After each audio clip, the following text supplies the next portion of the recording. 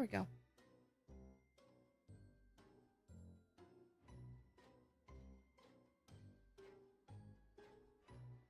Okay, so do I need a controller?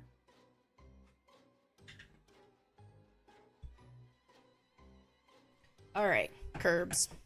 I love you, but you gotta go.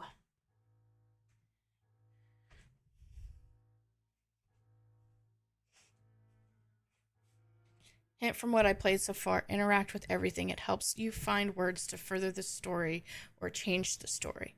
Good to know. Well, we won't play this all day, but we'll play it for a little bit. So.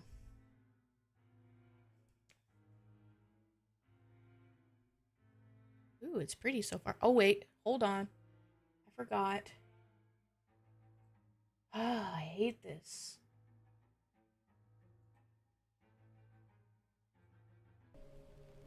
There.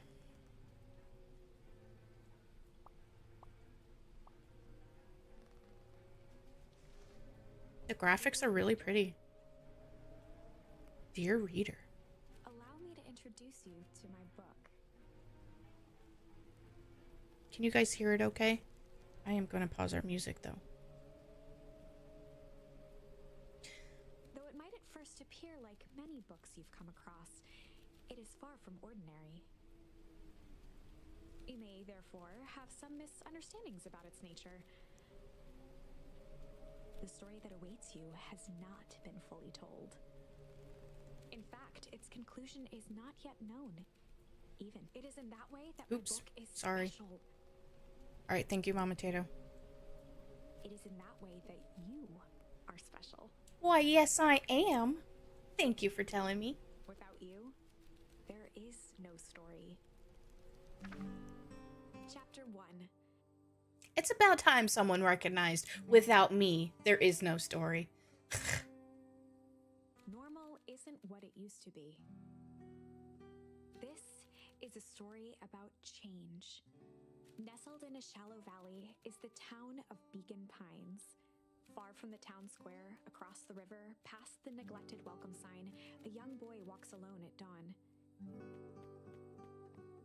His name is Luca Van Horn, and like you, dear reader, he's here for a reason.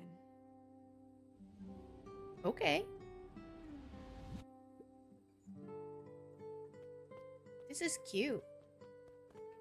Oh, he jumps. Look at him jump. Woo, woo.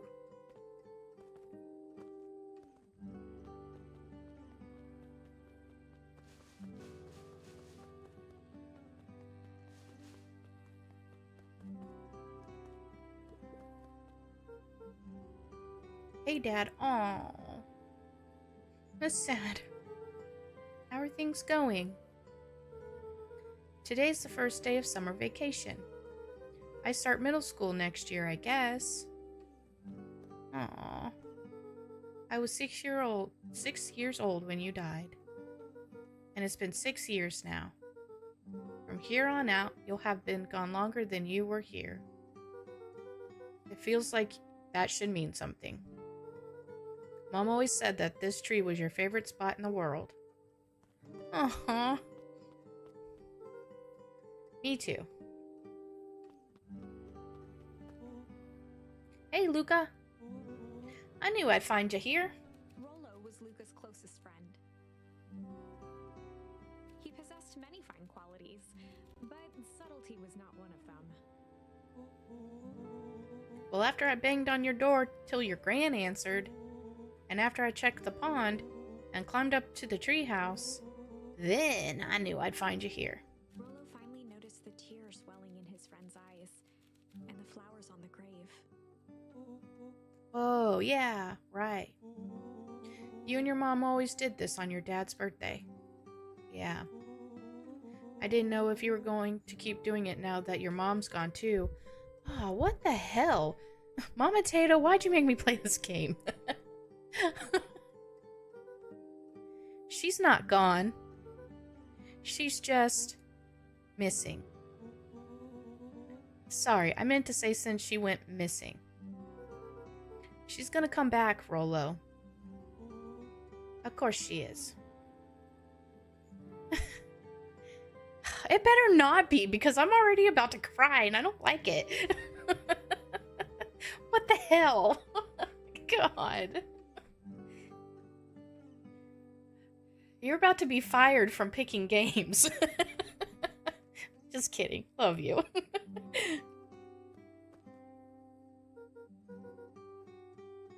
Okay, Dad. See you next time. I think I'm ready to get out of here. Sure, lead the way. Ugh, I can't freaking handle this. Sad people and crying. I can't.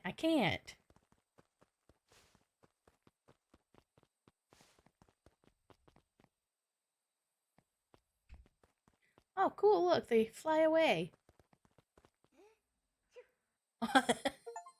Tickle. Oh. Okay. Wonderful. I had a good feeling about you from the moment you opened my book. That charm is a very special thing. Very special indeed. Keep Okay. hold of it for now. Its purpose will reveal itself soon enough.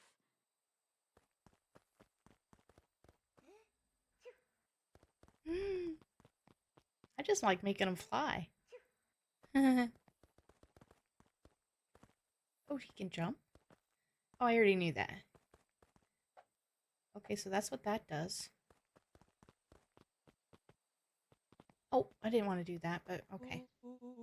Oh yeah, I almost forgot. The whole reason I was looking for you.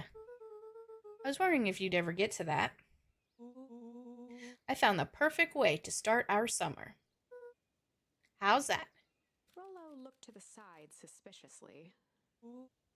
Not here. Okay. They might be watching.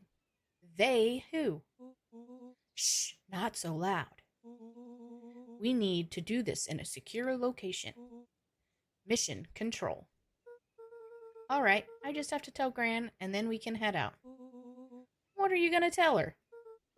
I don't know. I'll think of something. If it's all the same to you, I'll meet you at the welcome sign. Your Gran still kind of wigs me out. I don't do well with new people. She moved in like half a year ago.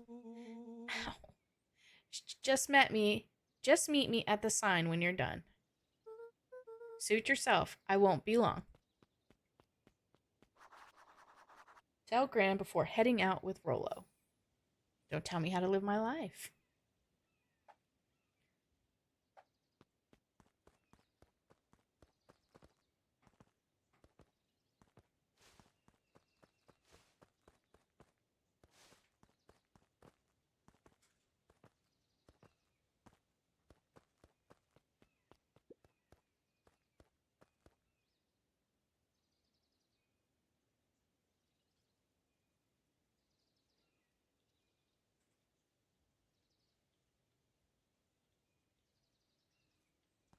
All right. What's the purpose of this? Oh, my eye itches.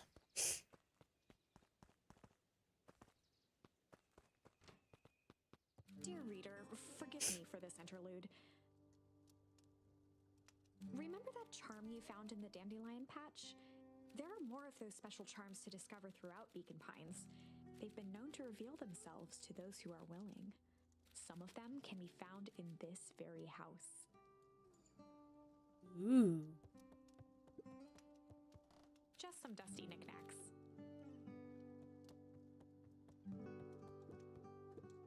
Since Gran had moved in, the house was more peaceful, more orderly, and more covered in flowery fabric.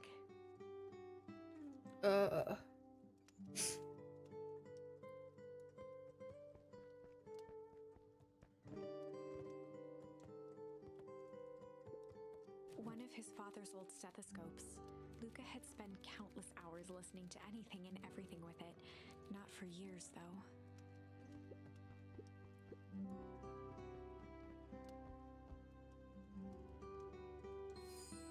Ponder. Dun dun dun.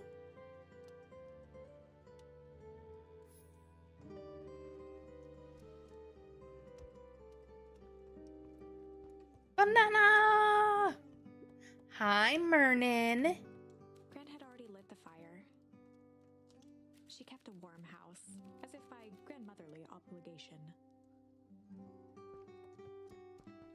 God, my grandma keeps my mom's house like a frickin' sauna. How you doing, Mernin? I didn't know if we'd see you this early.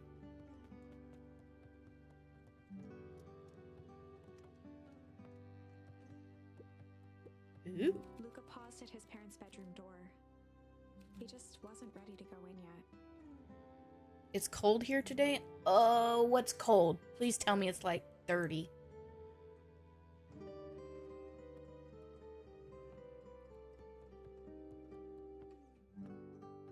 Just got home and had to go get meds and stuff.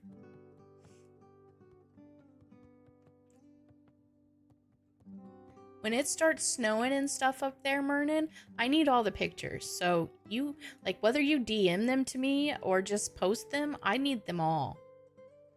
44 and rainy and windy. Oh, I'm gonna need you to build like a she shed somewhere in your house because I'm gonna come live there. I want that weather so bad. Gran had commandeered the upstairs closet when she moved in. Some things need shelter from a young boy's mischief, she said. Hide. Ooh. Oh, my allergies are bothering me. Yeah, I want all the pictures. Like, I love snow, and I wish we got more of it here.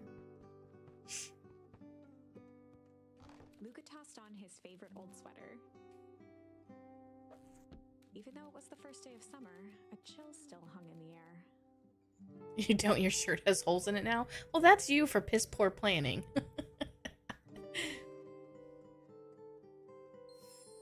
Chill. Speaking of, chill.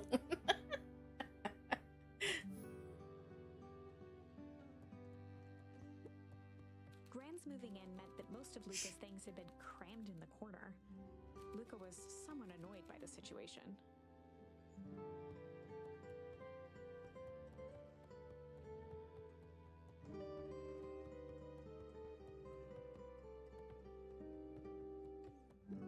Gran's bed was undisturbed. Nips artist diamonds. I find that hard to believe. Oh, I didn't light my candle. Y'all, I got this cheap candle from Walmart. Pumpkin spice. Ugh, it smells delicious. And it's probably really stupid to have it on my computer desk, but here we are. Luca didn't mind that she had a habit of falling asleep in front of the fireplace. It meant that he could read late into the night.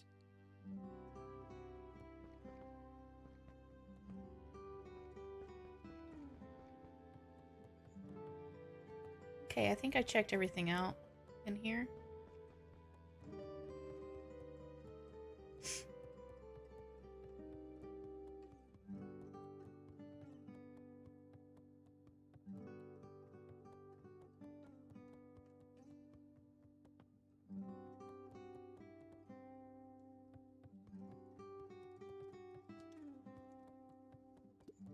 An array of prepared meals crowded the refrigerator, each labeled with a day of the week. So, Mernin, now that you're in here and Mama Tato's in here, we're gonna get back to like some dinkum, but question, because you guys watch it the most. Should we continue our save that we have now and move it to creative, or should we start a whole new save and move it to and do creative? A pair of dull scissors, a broken can opener, a mostly empty bottle of glue, and some loose string. Oh, that's dumb. Ooh, junk.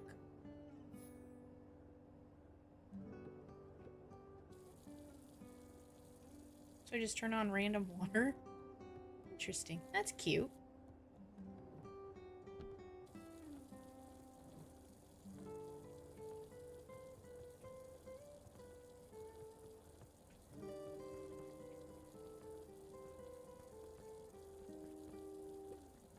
The only piece of furniture Gran had brought when she moved in was an old hutch. Well, that's sad. Where's the rest of her stuff?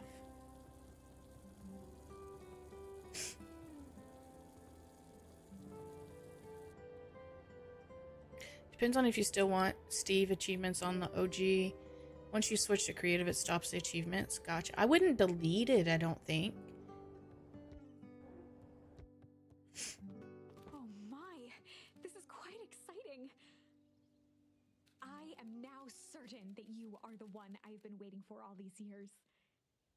You'll recall I was a bit coy regarding the use of charms earlier. Excuse me, I tend to have a flair for the dramatic. You think? You are about to encounter your first turning point. There are certain times in this tale when everything hinges on a single word. Step forth, dear reader. Okay. A sturdy old wheelbarrow.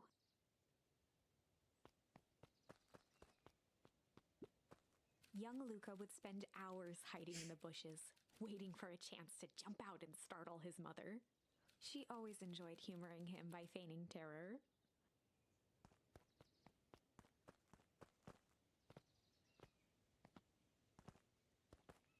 Oh, I didn't even see his grandmother there. A beginner's guide to gardening laid open on the bench.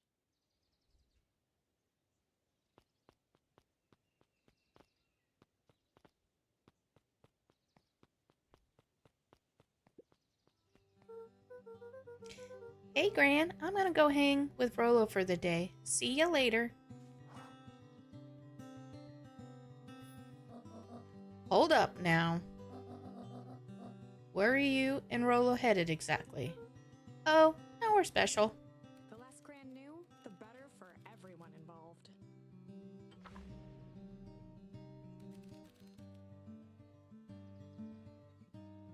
The less Gran knew, the better for everyone. We were just gonna go blank for the day.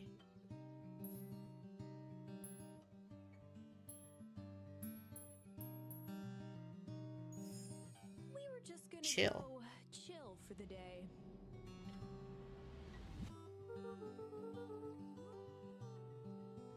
The best lies are built on truth. You boys are always in a hurry to do nothing. We stick to what we're good at. Well, make sure you're done chilling in time for supper. Easy. Impressive. You've managed to navigate your first turning point without too much of a mess. That is the power of charms. A single word can change everything. All right. I think it's time to introduce you to the Chronicle. Ooh, the Chronicle.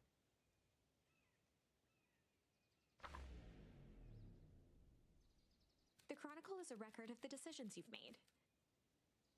You can see the turning point, which has been revealed.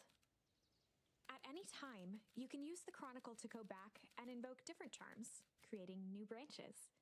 Luckily for us, this is the one and only turning point where the charms won't dramatically alter fate. It's the perfect opportunity to experiment with rewriting things.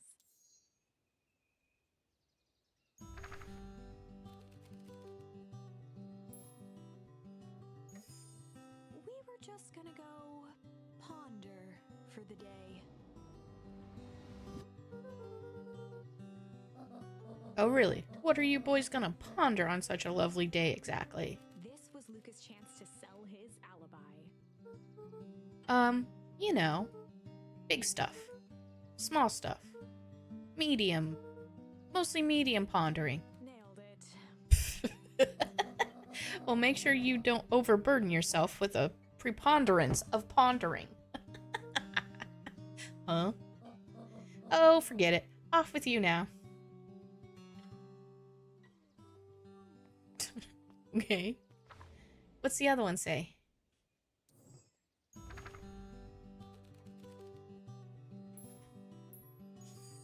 We were just gonna go hide for the day.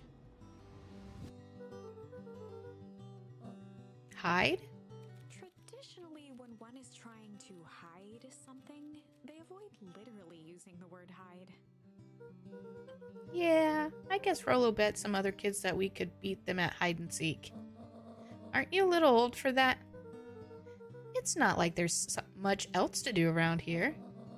Well, make sure you boys are done playing your little game in time for supper. All's well that ends well. All right. All right. We were just gonna go chill for the day. But best All right, we already read this. easy. Okay. Interesting. Oh, and Luca. You and Rolo stay out of trouble. I know. Yeah, right. Get into trouble with Rolo.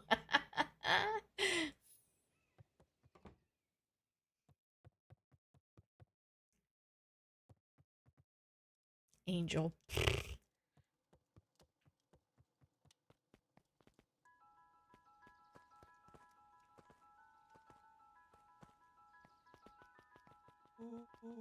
Come on, come on. Woo! Dang it, Rolo. For a town that saw few visitors, the welcome was perhaps more grand than necessary.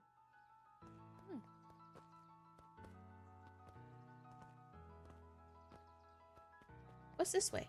The road leading to Beacon Pines was long and uninspiring. A sort of natural barrier for the impatient.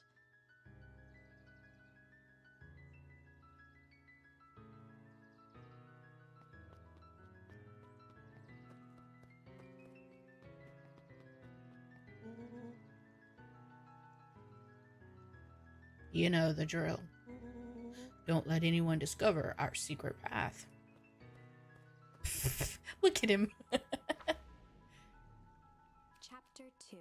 For 6 months, I didn't get a notification. Thank you, Mernon. I appreciate that. But I'm still gonna get rid of it eventually. Yeah, I didn't get a notification. That's rude. I wonder if it's down here. Nope, I didn't get one.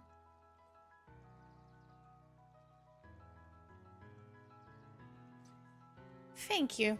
I appreciate it. You don't... Wait, is that what that is? Yeah, it is. Okay, just making sure you got the Founder's Badge. Mama Tato? Yeah, you got it too. Okay, just making sure. Did you know, and this is not something I knew until the other day, that you can actually edit the Founder's Badges? Like, who actually has a Founder's Badge? I did not know that you could do that. I appreciate it. I really do. You two are always here, and I really, really appreciate it. You have no idea. I don't know what I would do if I didn't have both of you. Honestly. Oh, Mernon.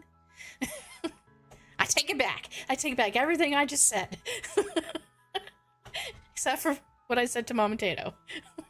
Her stance. Oh, finally, I got stream streaks. Go crazy, yes, exactly. No, he can. I don't know. Can you time a VIP out? For science, time him out.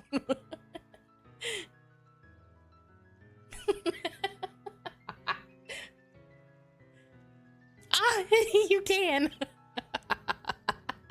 That is so funny to me. Oh my goodness. That's awesome. Oh goodness. Well, now we know.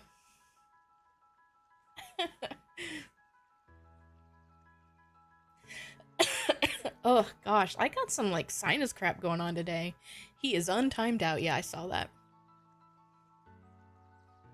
I wish when you timed him out, it didn't delete all their messages though. I think actually since we got 10 subs the other day, I think we actually have room for another emote. Let me look. Community. What am I doing? Viewer rewards. I do actually have room. We have room. Oh, wait. We actually have a bonus. Oh. I don't know how we did this, but we have one open standard emote for tier 1, and we have an extra animated slot. You tell me what you guys want, and I'll make it happen.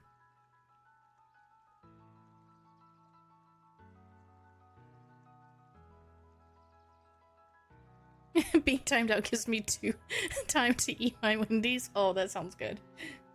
But yeah, if there's a, I think we need a stabby emote or a twerky emote for the animated, or both, and I can replace a couple. And then we have a regular standard emote. I'm down to on these standard tier, like for the sub emotes. I'm honestly good to replace all of those because they never get used. Potato chicken. What the fuck?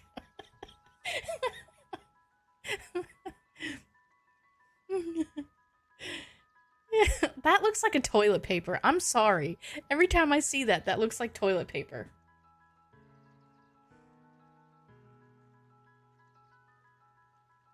But yeah, we can talk about it in the sub chat or something. In the subby chat. What we want to do. I really want to change out the sub emotes.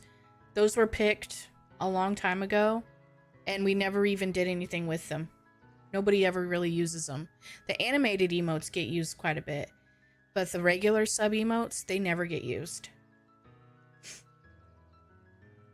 So I want to give you all some better emotes. Whether they're my cursed drawings or whether we go and buy them. I'm good either way. But we can talk about it later in the subby chat. Welcome to Beacon Pines. Yeah, you use those a lot. And I've been working on some monsters to draw. But I've got so much to do every day, I swear. I haven't in the last couple days.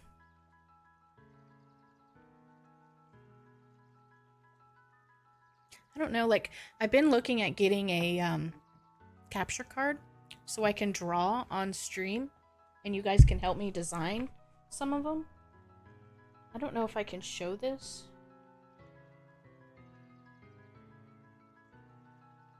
What am I on? What do I use? What do I do? How do I do this? Here we go.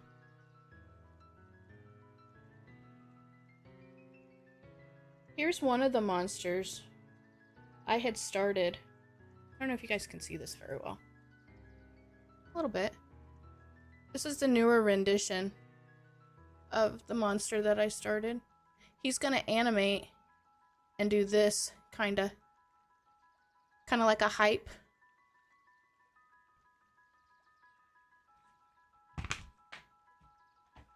Yeah, that one that you just did, that last one, the little smirky ones, that one's my favorite.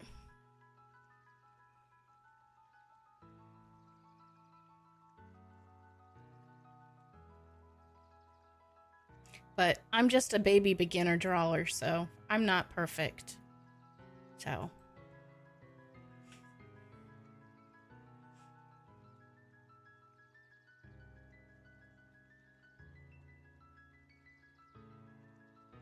So that's why I said, like, I can always go and buy stuff off of, like, Etsy or something. They're pretty cheap on Etsy. For many years, this valley had been a small mining outpost.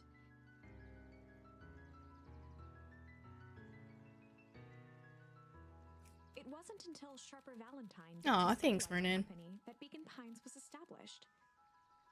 Over the next 30 years, the town had grown and prospered. It is hot in here. Either that or I'm getting sick. Until the foul harvest his sudden death. Jesus, that turned. In the 6 years since, everyone was simply trying to get by.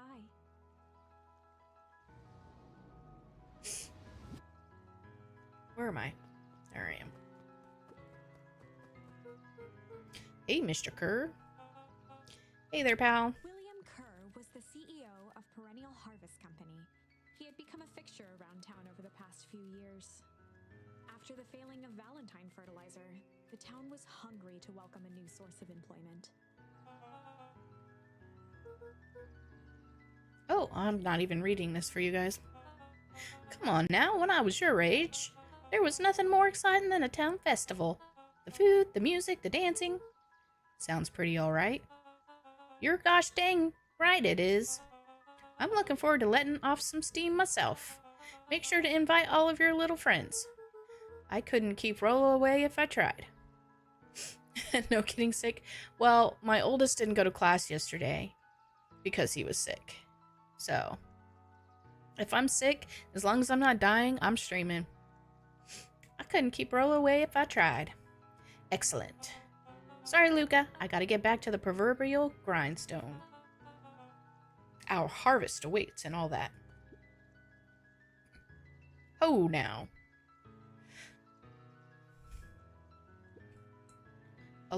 The left side's a little low. Sorry, young Mr. Van Horn. Can't talk now. Very busy with preparations. Mayor Augustus Valentine was not busy. Oh, sorry, Gus. How many times do I? It's Mayor Valen. Sigh. Flustered, Gus instinctively loosened his tie.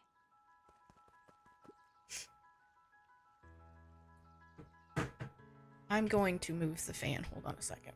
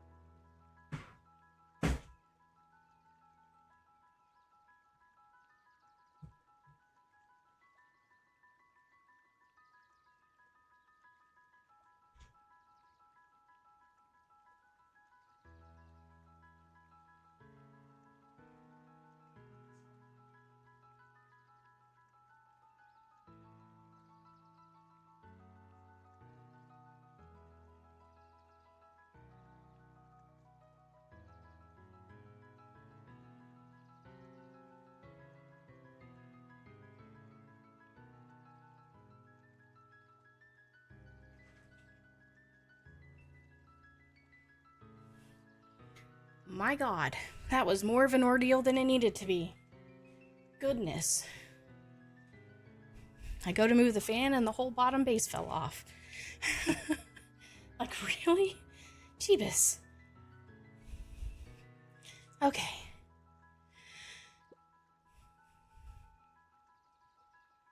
I must briefly attend to a concerned citizen.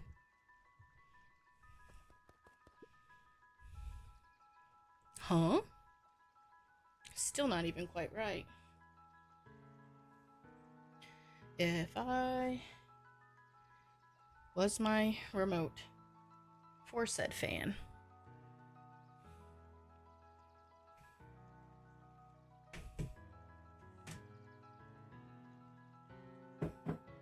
I don't know where things are anymore.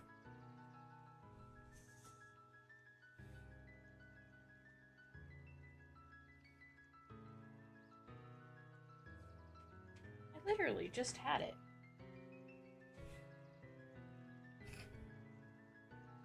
Who knows? Alright, what can the mayor of Beacon Pines do for you today? Oh, just saying hi, I guess. Well, good day to you too, young Mr. Van Horn.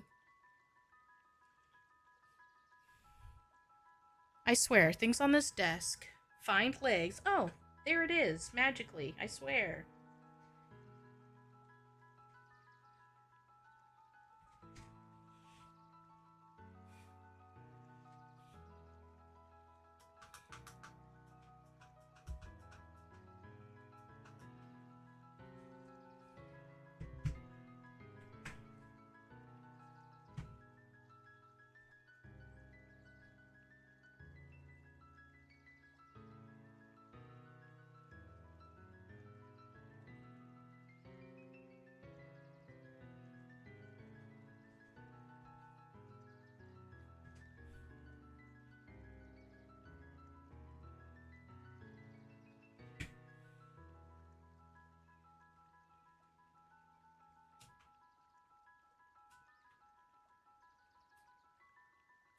What the heck?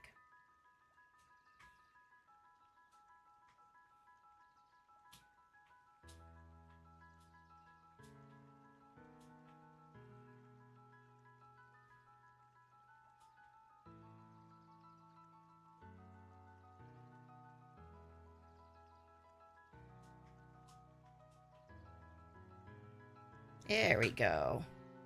Perfect. Alright. Back to the game. Enough distractions. God. Get your stuff together, chat.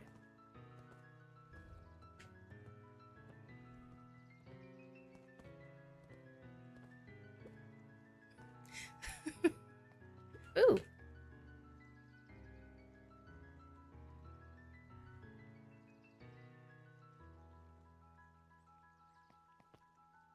Oh. Damn it. That's not what I wanted to do. It's like you get close to like a transition point and it like sucks you in. Like you don't have a choice. It's like, get over here. Like just because I get close to it doesn't mean I want to go in there. Gosh. Maybe I want to play with this garbage. You ever think about that?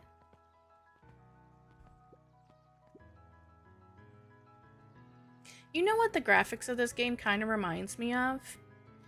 What is that show called? Oh my gosh. It is so old. I don't even know if I could even think of how to describe it. I'm not even going to continue because I don't even know how to describe it. Like Buzzy Bees or something. Come on, Andy, grab his wallet. What? I'm sorry, Iggy, I can't. Do it or we pound ya. Yup. How is she gonna be a bully? She looks like a sweet old lady. And she's in like a dress and a hat? Yeah, but my mom said... Yeah, but... If I had a nickel for every yeah, but... I'd be the freaking king of nickels. Ain't that right, Tish? Yup. How is Tish gonna be a bully? She looks like a sweet little angel. The hell is wrong with this game?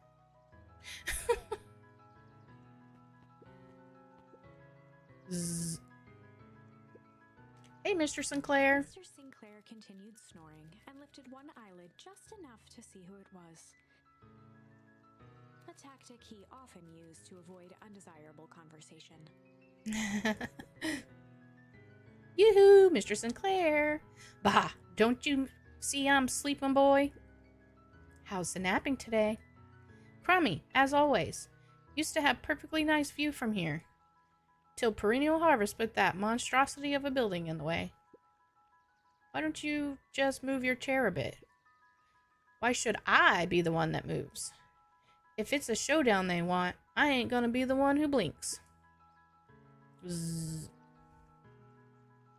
Alright. Mr. Van Horn, do you have a moment? It's just Luca. Golly, I'm sorry. It's my first week at Perennial He Harvest. pulled a pen from the pocket of his sweater vest and began to frantically jot something down on a clipboard. Wonderful. It won't happen again. If we're going to be on a first name basis, then you can call me Pete. Oh boy. Oh, nice to meet you, Pete. Sorry, what are you writing? Oh, just documenting. Gosh, it's exciting to be part of something so darn special. You know, it's not just about new fountains and phone booths. We're gonna change the world. And it all starts here, in Beacon Pines. Isn't that amazing? Uh-huh. Anyway, I better get... Oh, that reminds me. We'd love to hear your thoughts. My thoughts? You bet. If we're gonna change this town, we need to get every detail right. That sounds intense. Ha ha ha. Changing the world is intense. So what do you say? Could you answer a few questions? Well, I guess if it's quick. Wonderful. Open to answering a few quick questions. One down. See, it's not that hard, is it? Okay, we're going already. Question 2. What is something you love about Beacon Pines? I never really thought about it before. Perfect. It's the only place I've lived. See? That wasn't so painful. Pete stopped scribbling and glanced up from the clipboard. Was it? I guess not. Huzzah! Our first 3 questions answered in record time. Are you literally writing down everything? Thank you so much for your time. I need to process these answers. We can save the rest of your thoughts for later. Okay. Our harvest awaits. Pfft. What the heck? Oh right, Rolo's waiting up at the treehouse.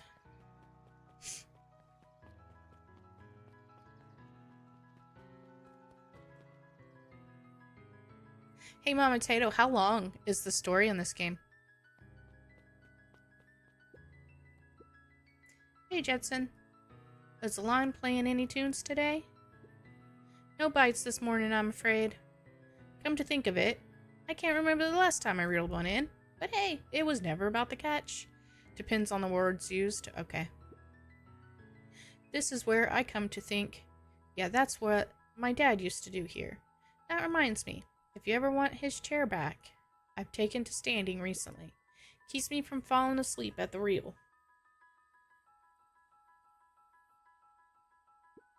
If you don't mind, I think I should stay. Not at all.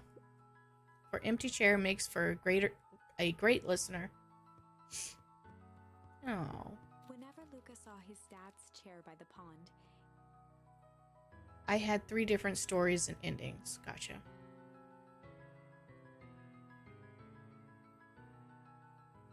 it reminded him of the days they'd pack up a couple of sandwiches and fish until sundown.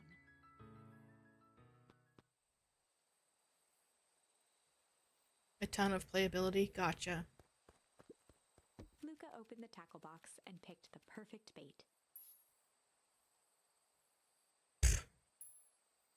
Okay. Luca tied a shoestring to the hook. What fish could resist a nice shoestring?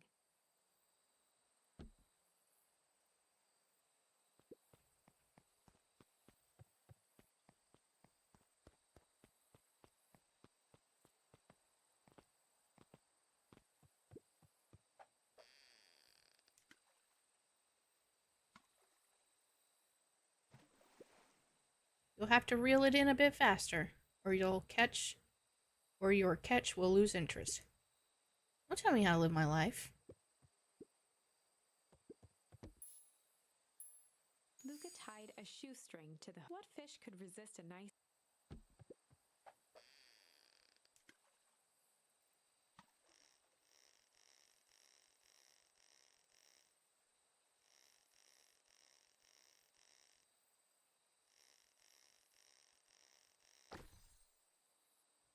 I got a boot. Where do you think the other one is? Hard to say. Sometimes things drift away. That's not fair. No, it's not. Well, wherever it is, I hope that other boot at least has a sock to keep it company.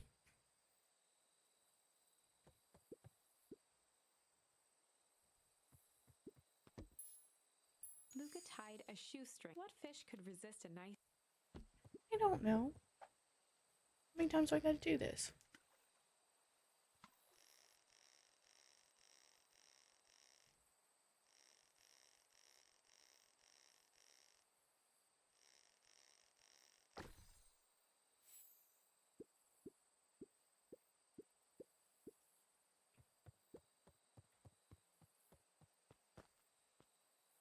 How can I do that?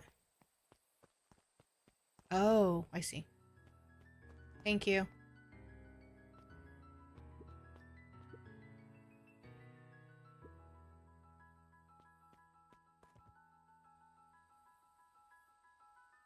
So far for me, the memory, it's the only thing that doesn't change. Gotcha.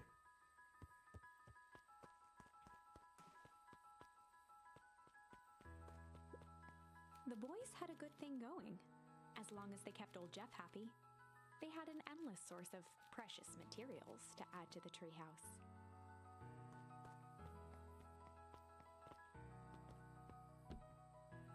On certain nights, when the clouds were just right, the boys could tune into strange patterns of static. Rollo thinks it's aliens. He always thinks it's aliens. I wanted to go down. I was not ready to be down there. That's the only thing that I don't enjoy. It's like, it just literally sucks you in. Even if you're not quite ready.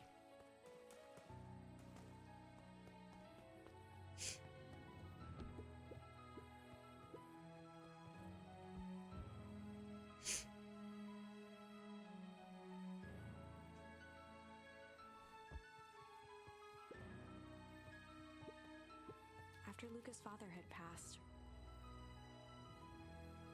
Rollo became obsessed with them building their own Hank atomic star scraper. It was some time before Luca realized it was Rollo's way of keeping him occupied.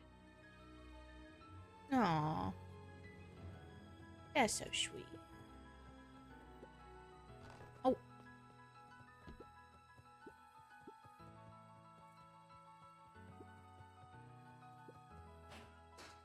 Oh, that's neat. Luca looked up at the satellite dish. Rollo nearly killed himself putting that up into the tree. While it didn't turn the radio into an interstellar communicator, as he'd hoped, it did at least boost the signal enough to overhear truckers one town over. That's cool.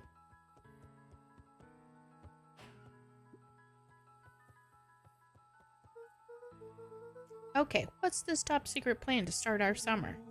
So you know the abandoned warehouse by my place? The old Valentine building? Yeah, well, it isn't abandoned. What makes you think that? Get this. Last night, it was glowing. Glowing? Are you sure? Kinda. That place has been empty since the foul harvest. Yeah. Who would even want to poke around that place? We would, Rollo. We would. Wait. It's just a busted old warehouse. Hey, Mernon. I just meant we could do some research at the library. You want to actually go to the warehouse? What do you expect to find? Answers. My mom's out there somewhere. It seems like everyone wants to pretend that she's gone for good. You don't have to come, Rollo, if you don't want to. Luca, remember that time I sort of accidentally burned down the chicken coop? and you jumped in and said it was your fault before my paw throttled me? This is a flaming chicken coop sort of deal. What is it with chickens lately? Between the freaking saving chicken game yesterday, and then Mama wanting a potato chicken, and now flaming chicken coops? What the hell? I feel like I'm being invaded by chickens. Gosh. I've got your back. Thanks, Rolo. Mama Tato, did you ever play that chicken game yesterday? The Defend the Chicken game? Chickens are awesome. Chickens are assholes. No, you haven't. Poking around a decrepit fertilizer warehouse is exactly how I want to spend the first day of summer. Alright, sir. On that stupid thing. That thing looks stressful and I would not want to do it. I still haven't started my little baby crochet project. I keep saying I'm going to. I even had the yarn in my lap yesterday and I still didn't do it.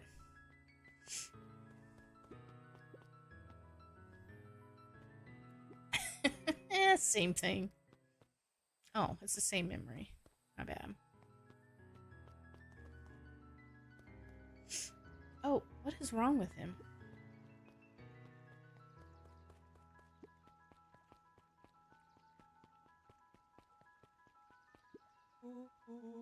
I'm just catching my breath a bit. Go on, I'll catch up. Pfft. This town is cute.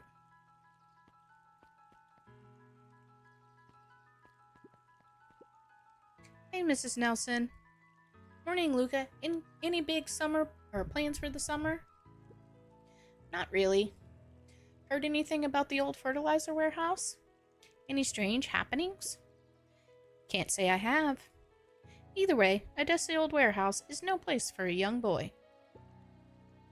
You be safe now. You be safe. Ooh, who is this angry-looking person? Miss Hatch could often be found near the fountain, too absorbed in a book to be distracted. The two wandered down the wooded path, unaware of the danger ahead. Oh! Oh, this is getting good. Alright. Can I go up here? Ooh, I can. Piper? Oh, hey, Luca. What's up? You know, it's summer break, right? Of course. And it's like the morning. Correct. Second time around, I got more story and it was creepy. Oh, boy. And you're studying. Like they say, the early bird gets the proper education required for a successful and fulfilling career later in life. Mm-hmm. Hey, Zariel. Yeah, Luca. Could you please tell this lazy butt to help out in the cafe? Lumi, Zariel would like you. Luca, let me give you a little gem of advice. If you never do what you don't love, then you'll never work a day in your life. What? Wow. You're really setting the kid up for success.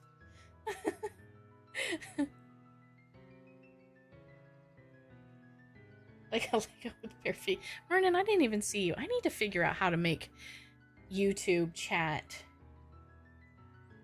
more pronounced so that I can see it. I wonder if I can put it over here somewhere. I don't know where to put it that I can see it.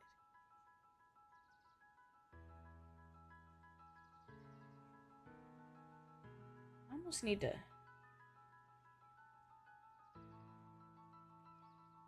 My combined chat doesn't work, like, anymore. I wonder if I switch these. Put this one here. Oh. You stay there.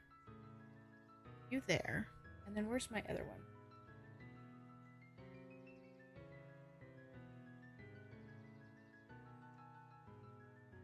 There we go. Oh, that was when you're outside. Sorry.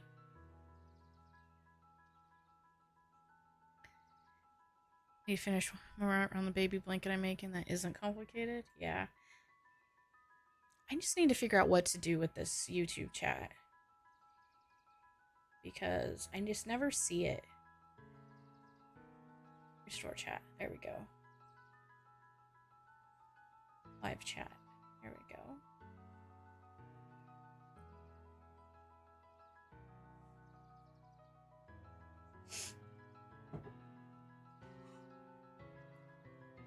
I had a combined chat and it completely broke the last time that I used it, and I missed like 10 chats.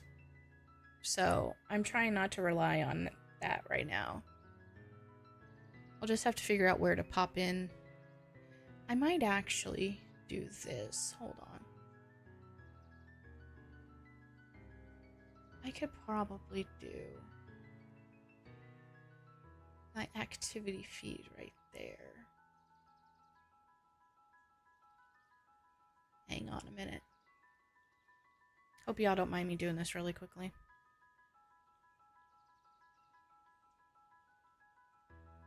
Twitch activity feed. Put it here. Oh gosh, no, I don't need all this. There we go. That works.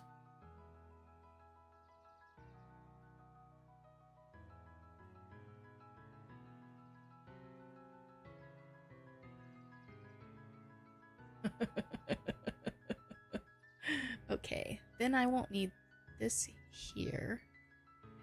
And then I can pop this out. Put this here.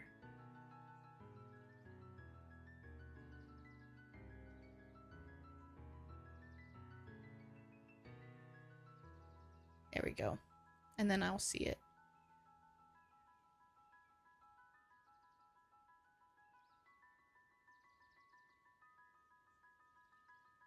There we go.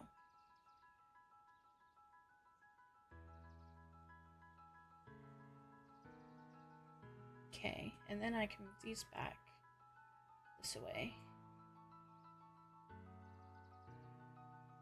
Here.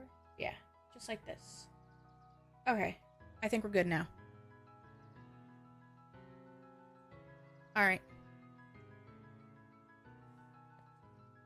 Sorry about that.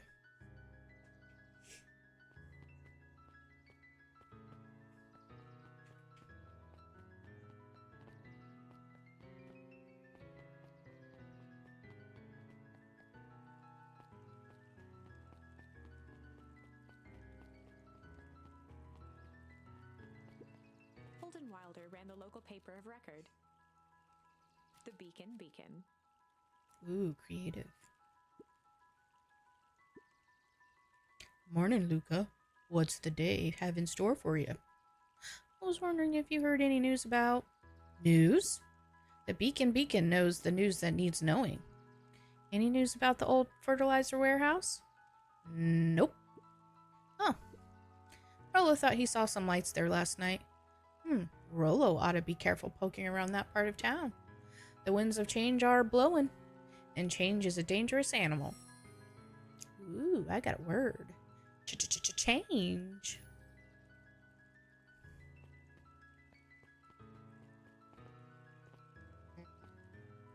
Luca! Just the fellow I was looking for. Oh, Lord. Here we go. Hey, Roxy. What's up? Oh, right. Rendezvous with Roxy. This is an important turning point.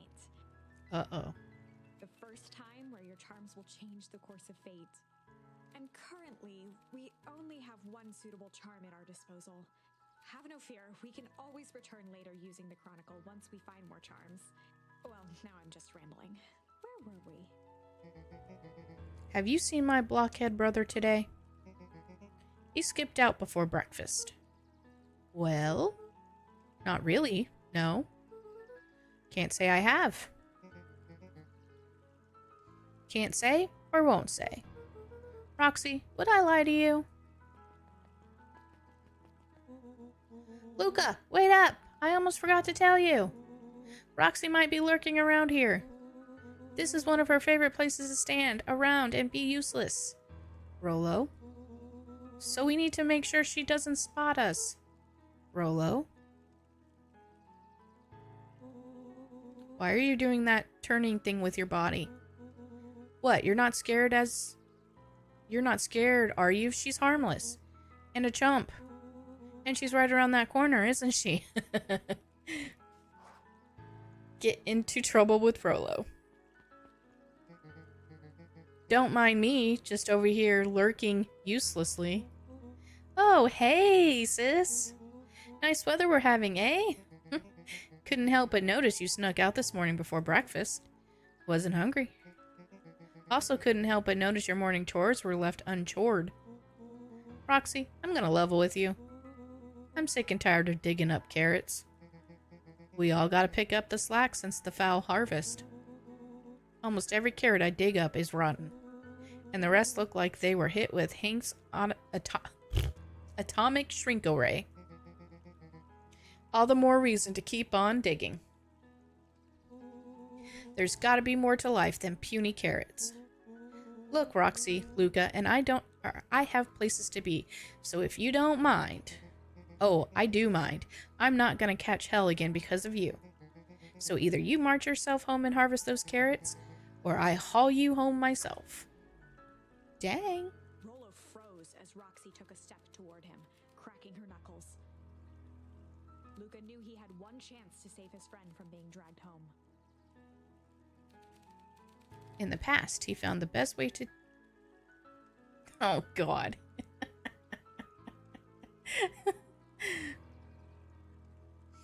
In the past, he found the best way to deal with an enraged Roxy was to be a little...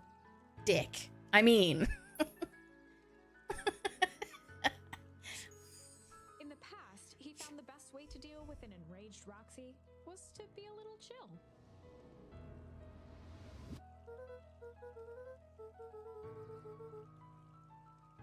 Come on, Roxy. It's the first day of summer. The sun's shining, and we just want to take it easy. Let's leave tomorrow's problems for tomorrow. What the hell? My fan turned off. No wonder it got hot in here all of a sudden. Just thought I was having a hot flash. God, what is wrong with this stupid thing? Is it on a timer?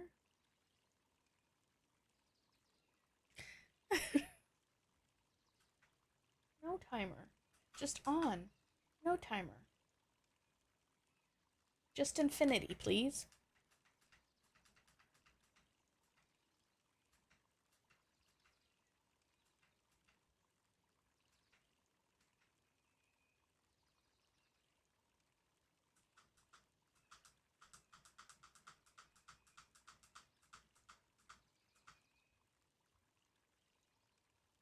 I don't know what that means, but my raid song is like a chicken song.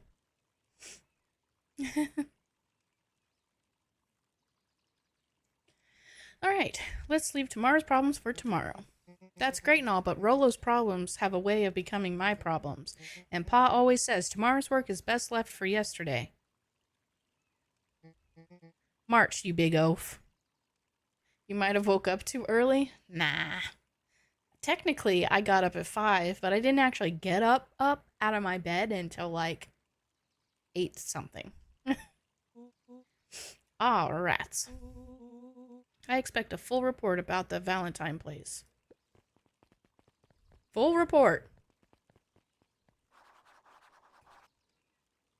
Investigate the Valentine warehouse alone. Oh, joy. So, Fitz, what are you up to this lovely day? Nope. Cool, cool, cool.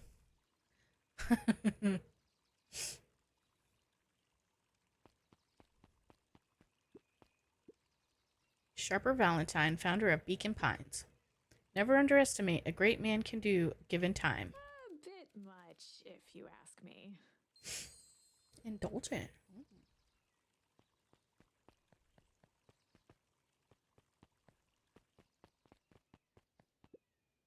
Hey, Solomon.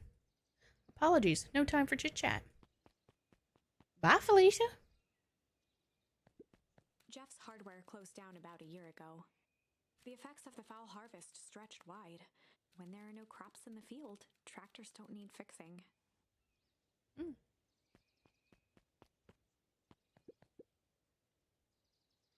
Looks like the library hasn't opened yet. I'll check back later. Rude. Nuncreed's drugstore. Interesting. Luca, my boy. Hold up a tick. Oh, hey, Mr. Nuncreed. I was just on my way to... I just sold the last jar of your grandmother's preserves. Can't stock the shelves fast enough, turns out. Hey, that's great, but I'm actually... I guess Juniper will just have to swing by with more of her lovely jam. Uh-huh. Well, don't let this old man slow you down. You just remind her that she still owes me that dance. A promise Gran regretted the second it was made. Will do. She's a fine woman, that Juniper. Yeah, she's pretty cool, I guess. A real fine woman. You a creeper. Gotta go. Oh gosh. Sweeter than any sweeter than any jam on earth. Oh yeah.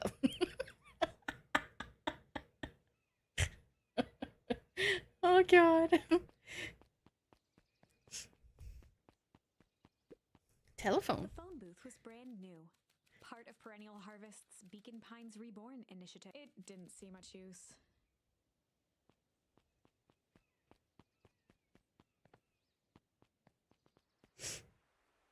Who are you? You're cute. Oh, hey, Luca. Hey, Joey. How's the How's the bug hunt going? Not great. Bugs have been shy this week. Bugs get shy? Oh, sure, bugs aren't that different from people. Sometimes they just want to be left alone. If you're going into Weep Wood, just be careful where you step. No bug crunching, got it? Alright.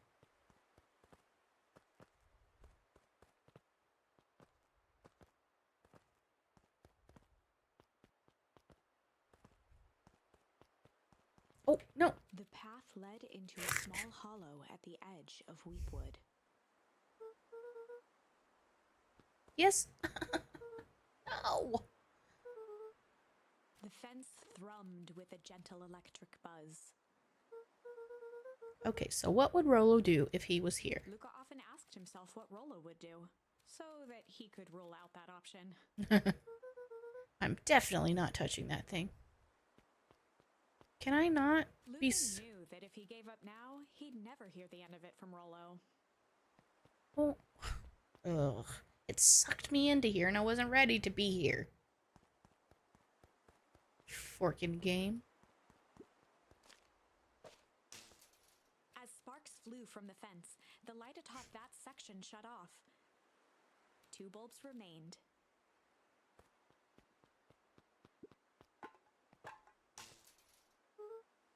That's 2. 1 more to go.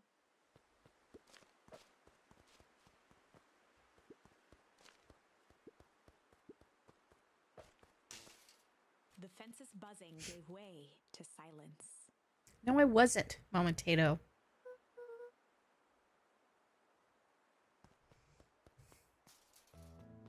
Every kid in town knew the old Valentine fertilizer building.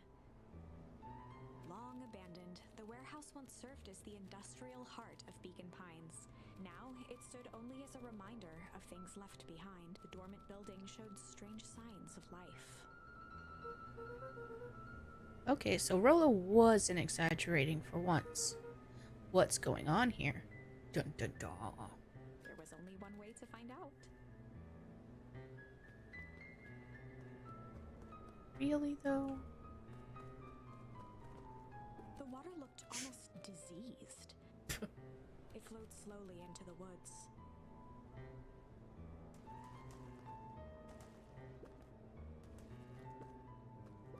The hose emitted a subtle sound. It was actively draining some kind of liquid. Maybe water? That's typically what comes out of a hose. Wow, that smells awful. Usually does out of a trash can. Too bad Rolo's not here. He'd have no problem poking around in there. Okay, okay, okay.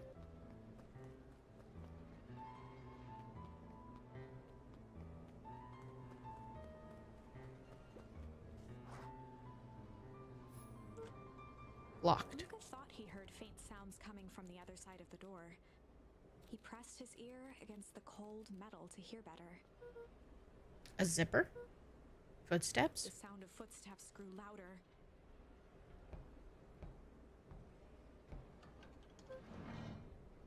Hello?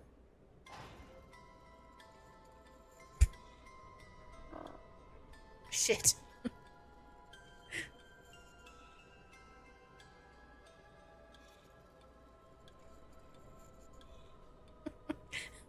Chickens on bananas and bandanas. What the heck?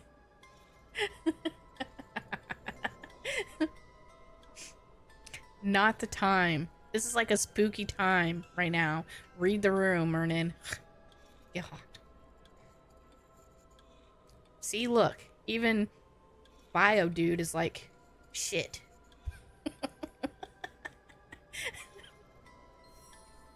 Literally, shit.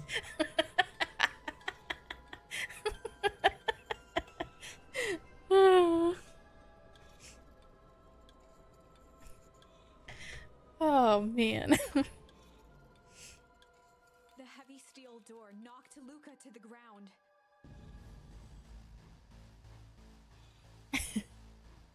Disoriented, he looked up to see an imposing figure silhouetted in a green glow. It lunged toward him. He tried to scramble away, but felt a gloved hand latch onto his ankle. Luca watched his fingernails leave trails in the dirt as the hand slowly dragged him back through the door, into the lab, into the green light.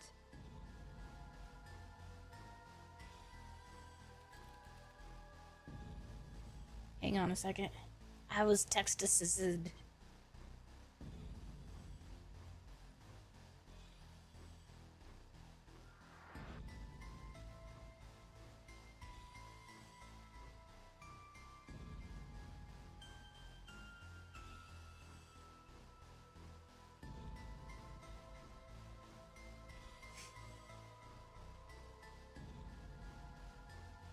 I might need a nap.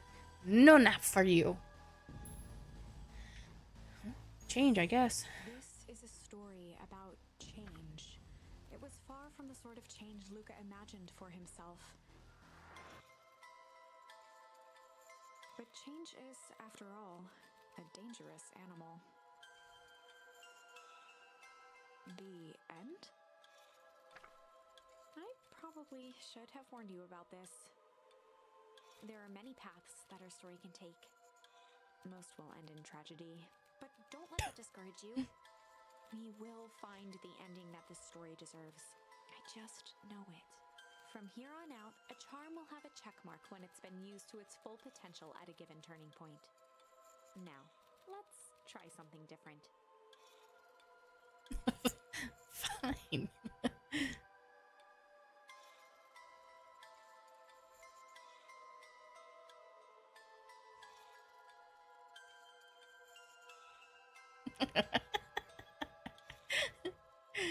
At least that emote is only about big, so I can't really see it, so.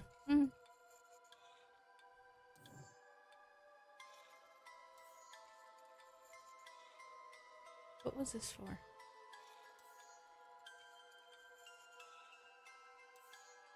So the only one I can use is shit.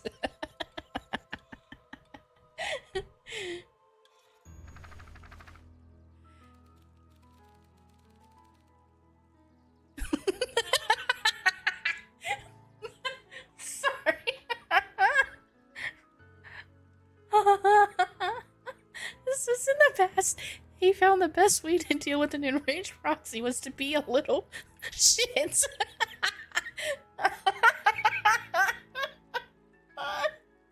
Oh my god.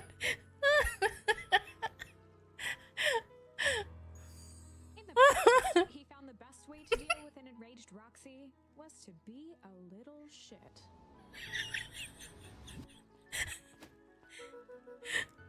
Make a break for it. What have you done?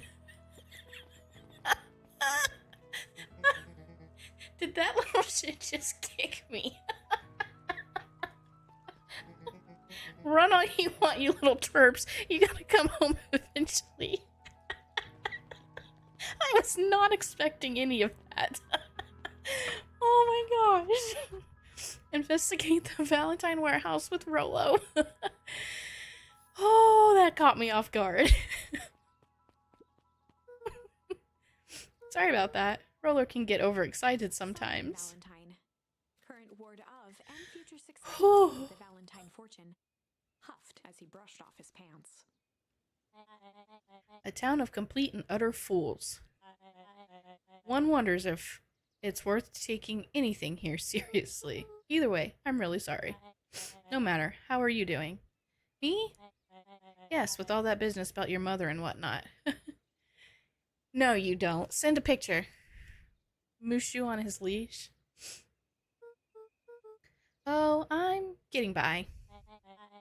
Still no word from her at all? No. That's truly a shame. Shame. Ooh, got another word. Your grandmother has taken residence to keep house? Yeah. And how is that going? We mostly stay out of each other's way. You make it sound like she's rarely at home. It's not like that. She just has a lot to do. Mm-hmm. She's still settling in and trying to figure out how to make ends meet. Indeed. Well, count your blessings. It's better to have a caretaker who's rarely around in lieu of one who tries to compensate by smothering you with attention. That doesn't sound so bad. Trust me when I say it's best to rely on yourself. Family has a way of creating more problems than they solve. Dang. Well, let's see. Solomon trifled a gesture toward the approaching heiress Valentine. What does he think of it, Potato? Still looks a little big for him, but not too bad.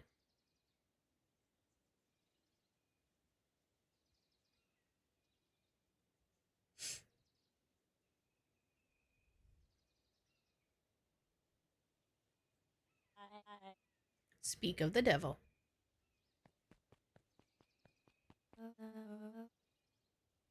Do not wander off like that. Oh, gosh. I'm much too busy to be looking all over for you. I don't think he likes it, but he has to get used to it. Yeah, that's the way most things are. Apologies, heiress. I was just taking a stroll through town. Strolls are for commoners. You're a Valentine now. I want you to be present for the construction of the History Museum. The future of this town relies on its ability to remember our family's great past. Of course. Oh boy. I still can't believe the game made me say that. Luca, my boy, hold up a tick. Sorry, Mr. Nuncreed. Kinda in a hurry right now. Aw, man. Sigh. Boy's got too much of his father in him.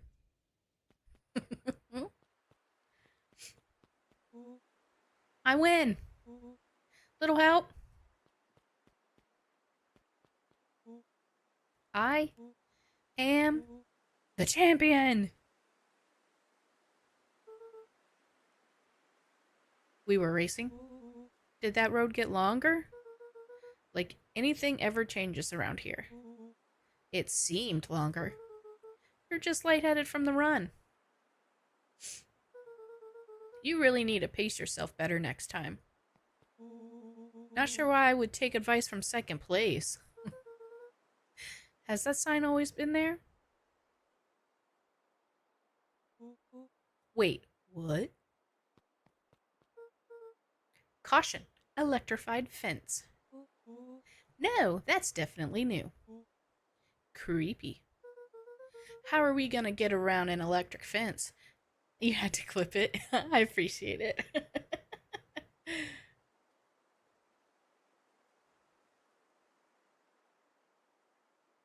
Does he always stay yellow?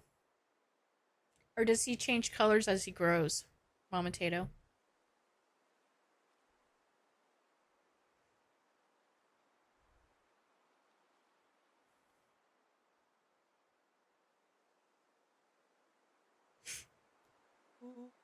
Don't worry, I've got this. He's gonna touch the fence. Yep, I knew it. Dummy. Why did you do that? Pa always says you can figure out what the plan was when you're done. His pattern may change some, but he's gonna be the same, basically. Gotcha. Great, what now? Well, I did my part and established that touching the fence is bad.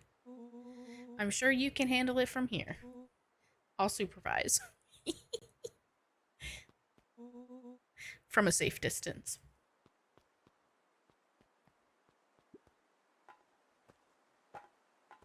Oh.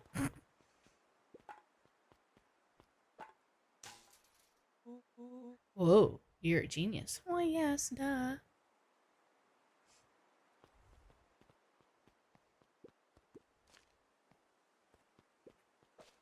Oh.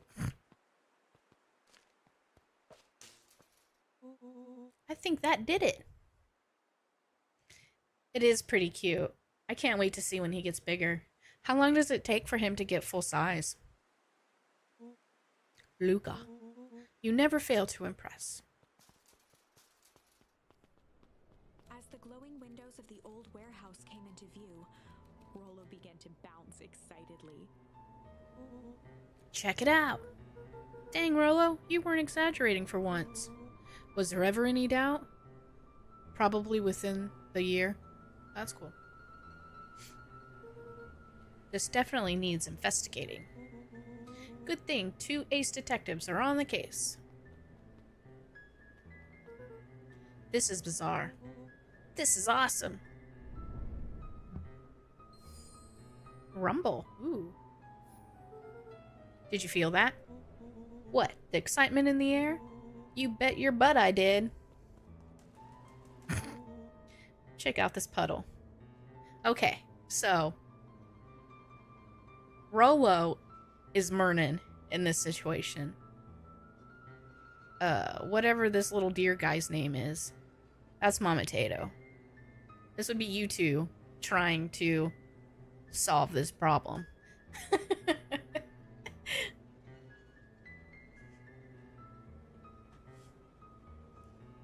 Check out this puddle. Luca, that's right. That's not normal.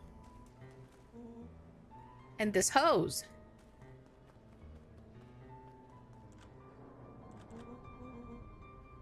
Aw, man, the door's locked.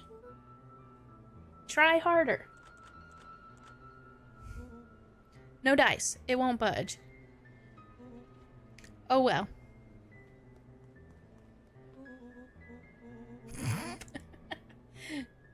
Mama Tato, can you hear the pings from Discord now?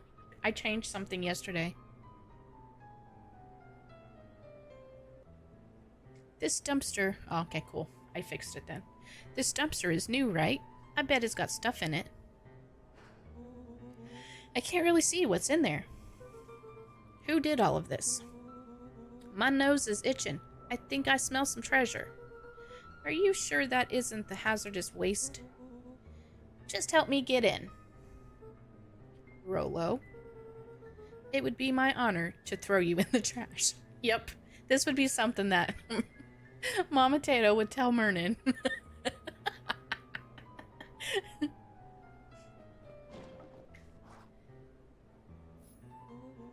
Come on, Lady Luck. So, what's in there? Let's see. There's a squishy bag of squish. Wow. A good inch of stagnant sludge. Your natural habitat. Wait, hold the phone. Hold 2 phones. Check these bad boys out. Are those walkie-talkies? Just like Hank atomic communicators. Do these actually work? Ground command to Hank Atomic. Hank, do you read me? This is Hank Atomic, Ground Command. You're coming in 5 by 5. How, are your vital readouts, Hank? It's getting a little stuffy in here. Requesting assistance for evac. Help is on the way.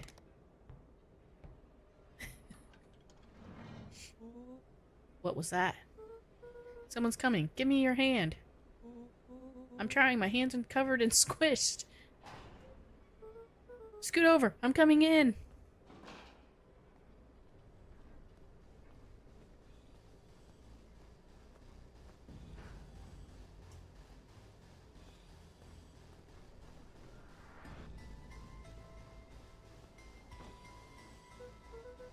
Tell me you saw that. Dude, I don't know what I saw.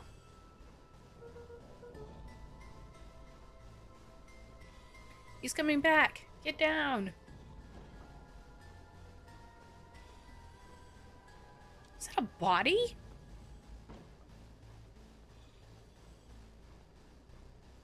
The heck?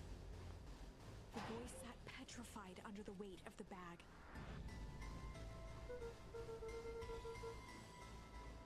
Oh god, tell me that's not what I think it is. Luca, do you know what separates run-of-the-mill detectives from ace detectives? A ridiculous hat? When the chips are down, ace detectives dig deeper for clues. Rollo felt around at the large sack which burdened them.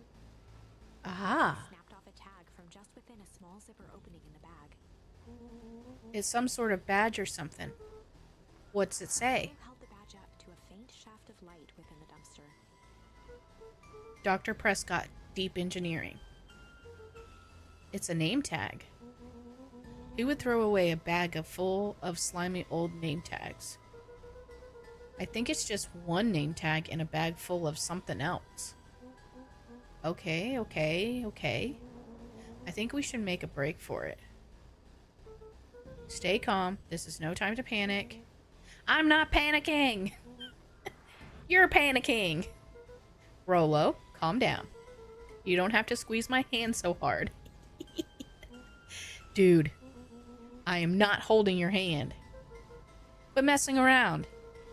What other slime-covered hand would be in here?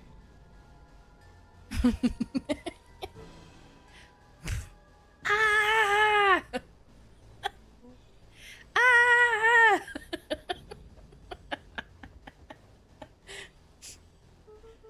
I'm beginning to see the benefits a run for their lives plan. Right? We've clearly established I'm faster than you, so I'll go first. Why not go together? Flaming chicken coop, Luca? Oh god, here we go again. I'll make sure the coast is clear. After I go, count to 100. If you hear me yell, run. If you don't hear me yell, run. Actually, either way, haul ass. Rollo, I'll give you credit.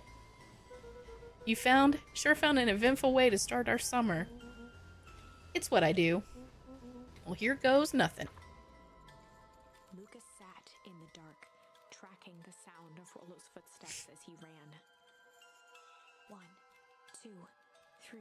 He pressed his ear to the dumpster wall, straining to hear Rollo's footsteps as they faded away. 15, 16, 17. He tried not to think about the contents of the dumpster as he counted. 35, 36, 37.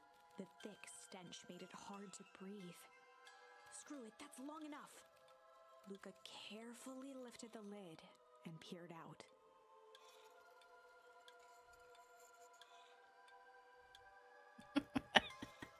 Chicken butt. Nothing. No sign of Rollo. No sign of the man in the yellow suit. Time to haul ass. Luca clambered from the dumpster, stumbling to his knees. He was up like a shot and running, sprinting toward home as fast as he could. Beacon Pines flew by, blurred by the tears that welled up in his eyes. He wouldn't remember getting home at all that night. Throwing his front door open, storming up the stairs to his room and surrendering to sleep almost as abruptly as he hit his pillow. Chapter 3. That was an intense chapter. Holy Jeebus. Finding a friend. The next morning, it was quieter than usual at the breakfast table. Only the sound of silverware and chewing interrupted the awkward silence. I finished jarring a mess of jam last night. Uh-huh. So that'll need to get delivered into town today. Okay. So what did you and Rolo get up to yesterday? Oh, nothing interesting. You liar. Hello?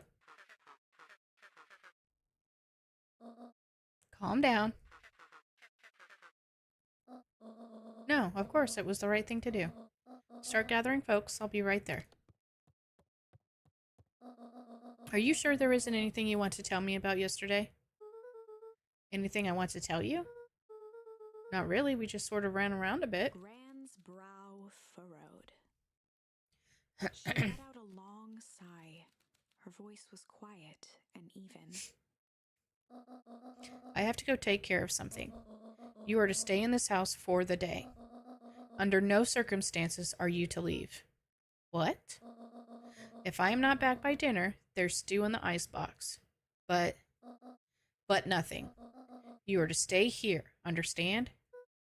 Yeah. Say it. I'll stay here till you get back. Good.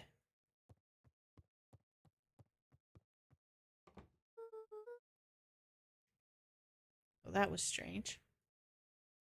Strange indeed.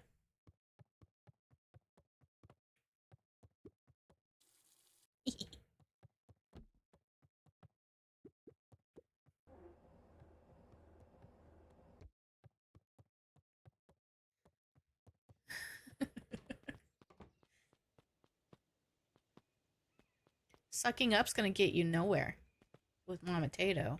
She wanted to throw you in the trash can.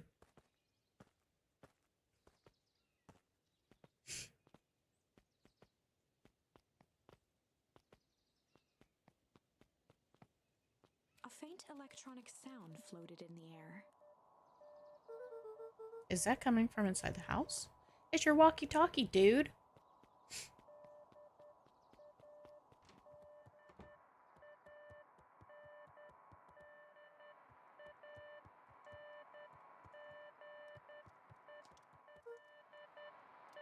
Hello? Is anyone there?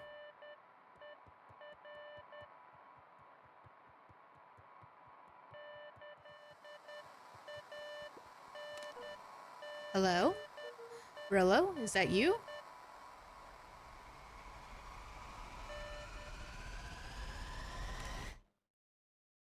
No comment. Over? Mushu pooped on my couch. He got my text. Well, strange. Luca glanced at the now silent walkie-talkie. He wasn't sure what to think. FBI, open up.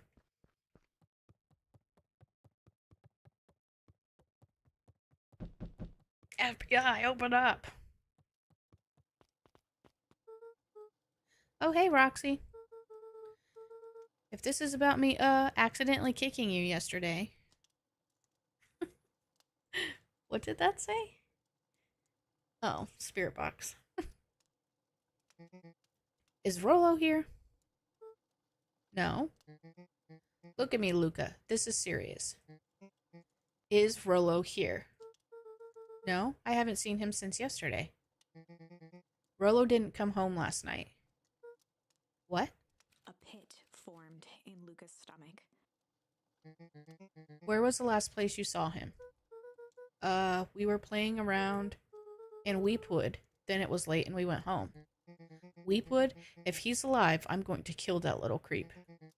Is there anything else? Anything that he said? Luca's mouth felt dry.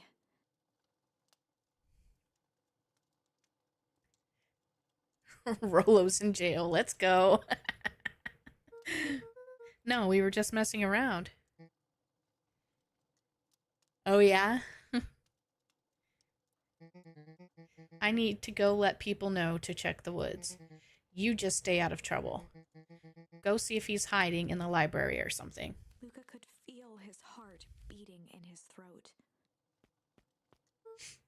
Rolo.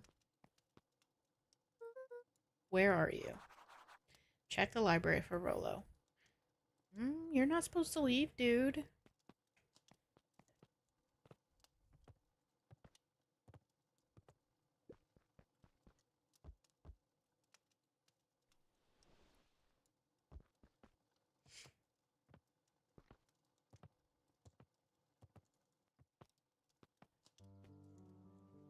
Rolo got turned into chicken nuggies.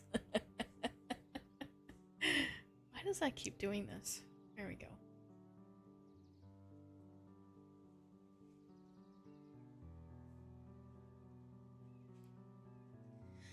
Oh.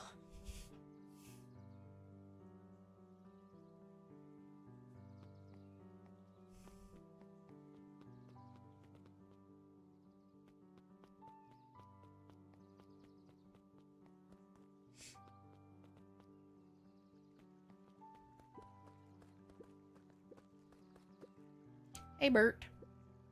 Have you seen Rolo? Nope. Though I've mostly been talking to clipboards. All right, sir. They're setting up lots of stuff for the festival. This one said he had to process some answers. I told him that was fine. I'll wait right here until he gets back. Oh, hey, buddy.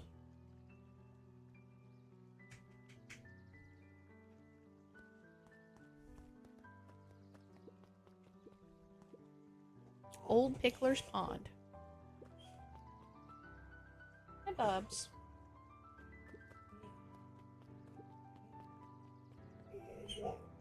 You need to go potty. I shall be back, guys. I'm gonna let him out to go potty.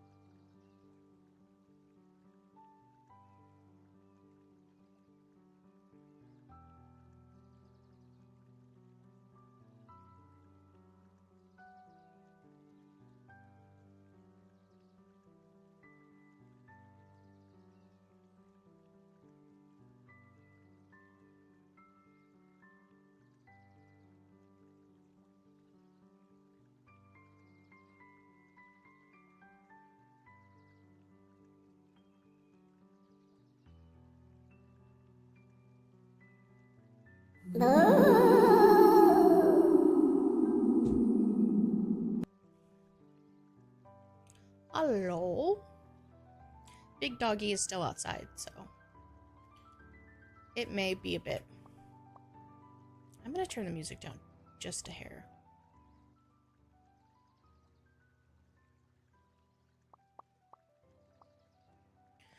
Right. Howdy, Luca. Hello again, Pete. I'm not Pete, you silly goose. It's Toby. WTF, what? You could have fooled me. Well, hey, it's no problemo.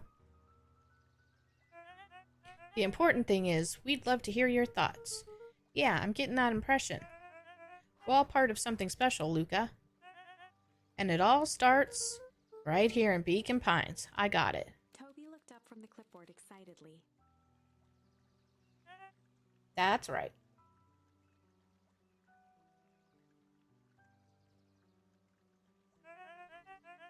So how about you start by telling me? Look, no offense, but I've got my own stuff to take care of. Gah, you joker. We're all a part of this together. You'll let us know when you're free to answer a few questions. If my stream suddenly goes off, I will be right back. My cat is currently sitting right here. And he's dangerously close to the stream off button. So just FYI, I will be back.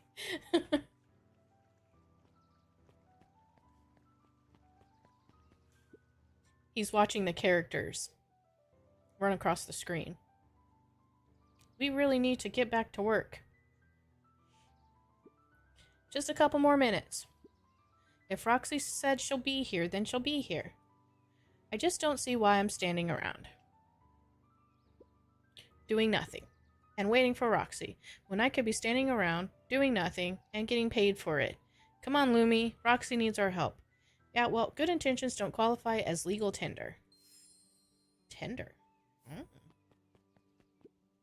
My parents wouldn't listen. No offense, but isn't Rolo always getting into trouble? Something feels different this time. What can we do to help? We need to check where the adults aren't. So I guess it's up to us to check Weepwood. Our shift doesn't end for another couple hours. We could spend the time making posters. That would be great. I guess. Right. Fitz and I will check Weepwood. We'll be back later to pick up the posters. I think my dad has a map of Weepwoods. Let's swing by my house and grab it before we head out. And there's that chick just reading her book. What the hell?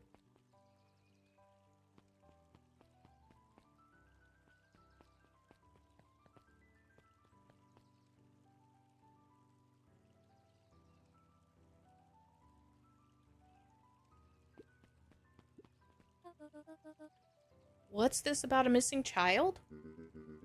I must stress that the situation is completely under control.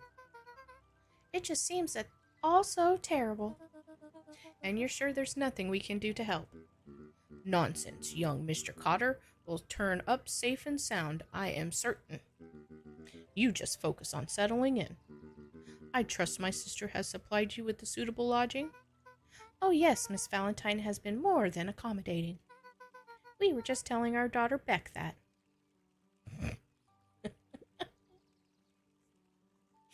Now, where did she run off to?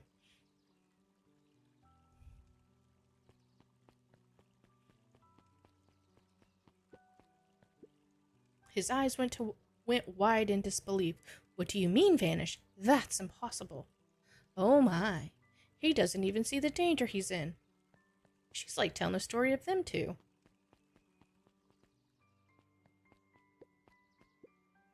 Hi, Luca. What's up? You haven't seen Rolo around recently, have you? He doesn't come around here much. Not since they made a rule that he can only order decaf. Okay.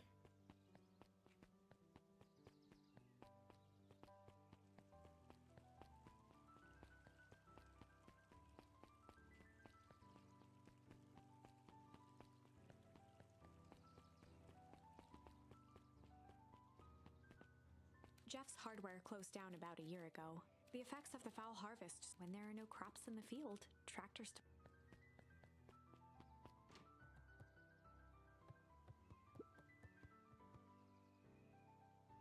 That looks like a marijuana leaf book. There were rarely any actual new additions. Simply a variety of existing content rotated into the front display each week.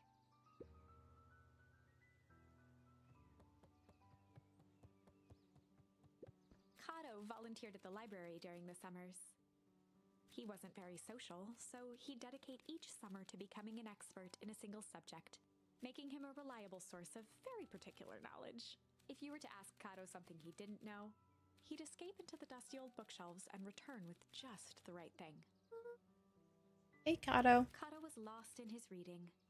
Luca crooked his neck to see the title. Introduction to Melitology.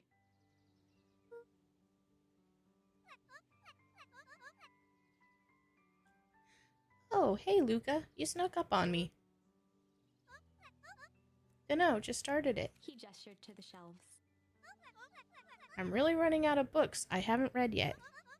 So now it's on to the wonderful world of bees. Turns out bees are pretty cool. For instance, did you know that around 70% of bee species actually live in underground tunnels? Or that if there are two queens in a hive, they will fight to the death for supremacy. That's interesting, but you haven't seen Rollo around recently, have you? Not since yesterday. Keep an eye out for him, okay? Sure thing. If I see him, you'll be the first to know.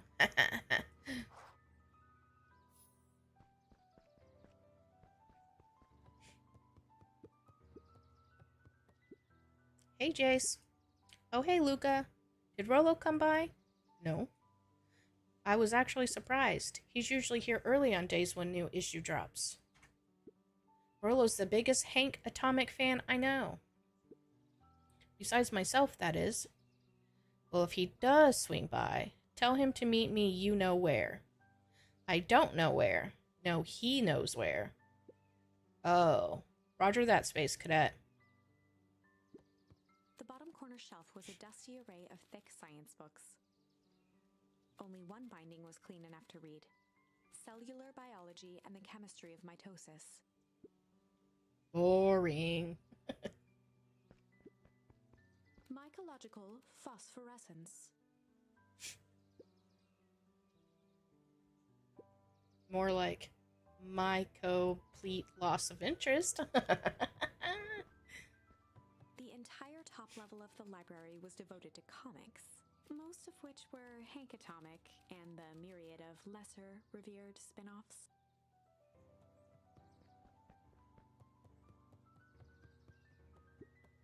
Oh, the cobs I've eaten. A salad-centric travel guide for the mildly adventurous. Yuck. Sally Seashore's simple succulent sundries. Luca brushed off a smudge of dust. Or maybe it was 30 recipes so easy you'll doubt it's even edible.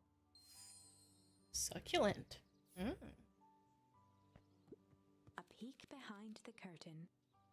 The methods and ruminations of Patrick C. Montesquieu, one of the greatest acting minds of our time, by Patrick C. Montesquieu.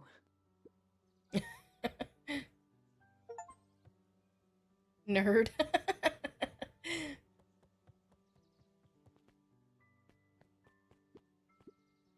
What sort of monster puts candy behind a locked door?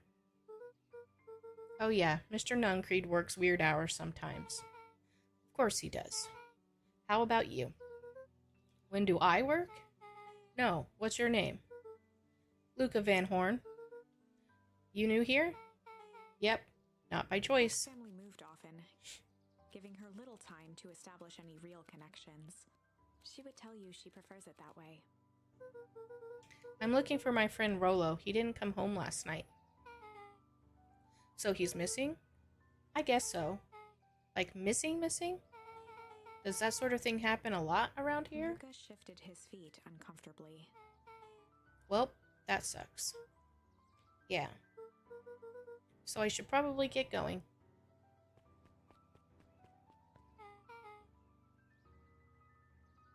Hey, wait up. What? Beck pulled a coin from her pocket.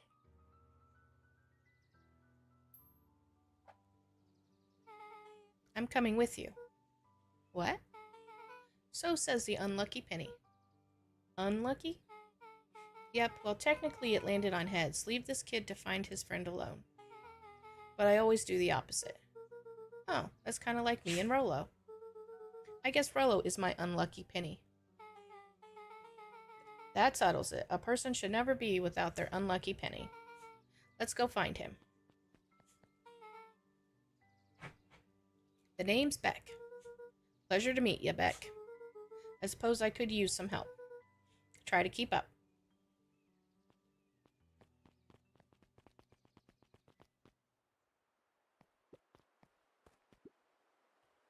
Joey, have you seen Rolo around?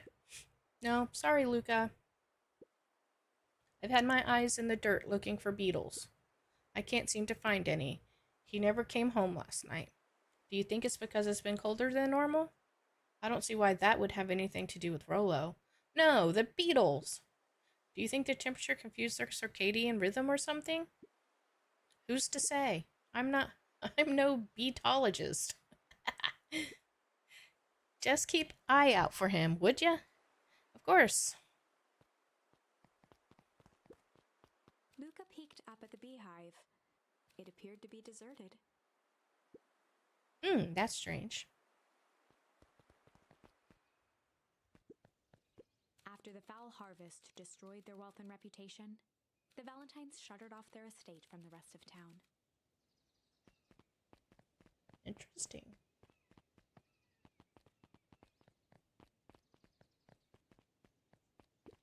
The Valentine mansion loomed over every other building in town, both figuratively and literally.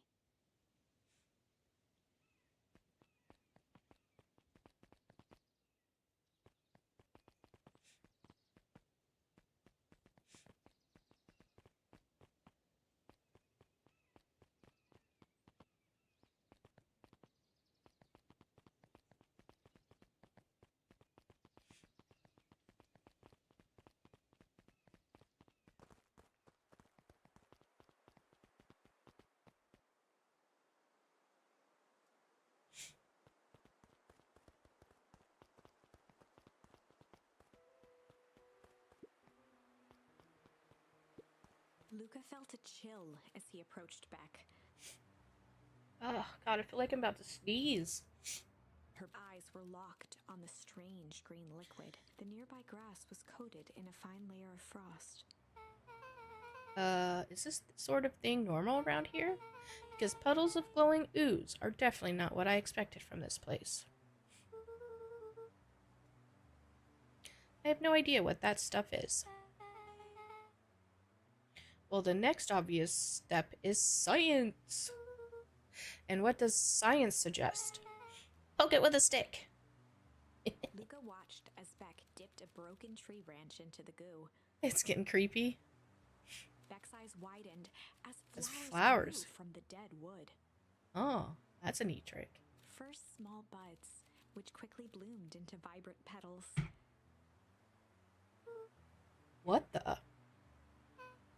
Cool. As quickly as they had grown, the flowers began to shrivel and turn gray.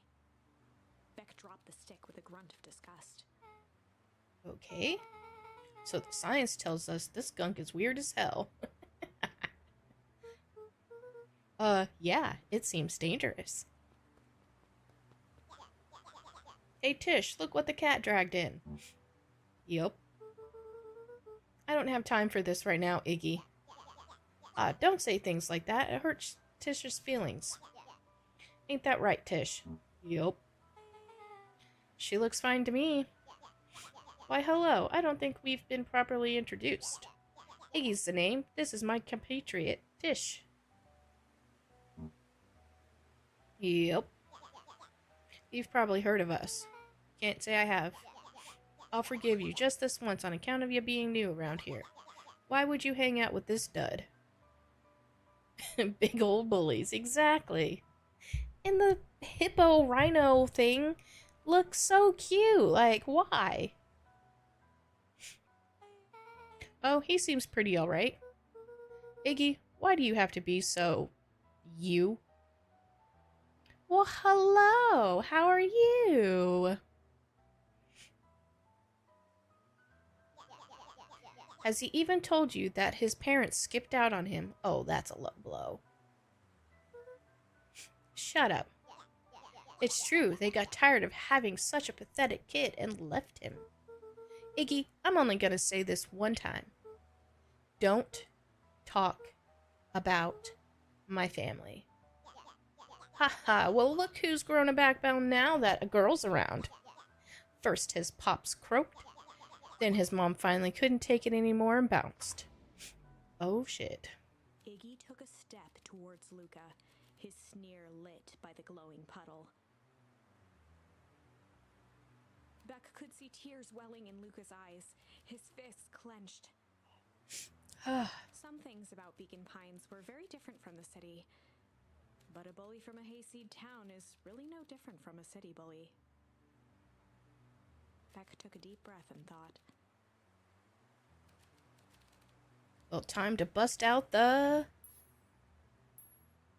Pfft. Which one, y'all?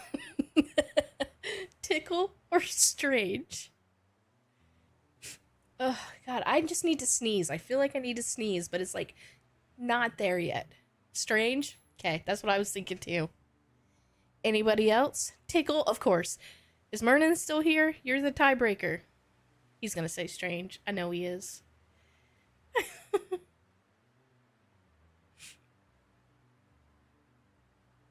Paging Dr. Mernon.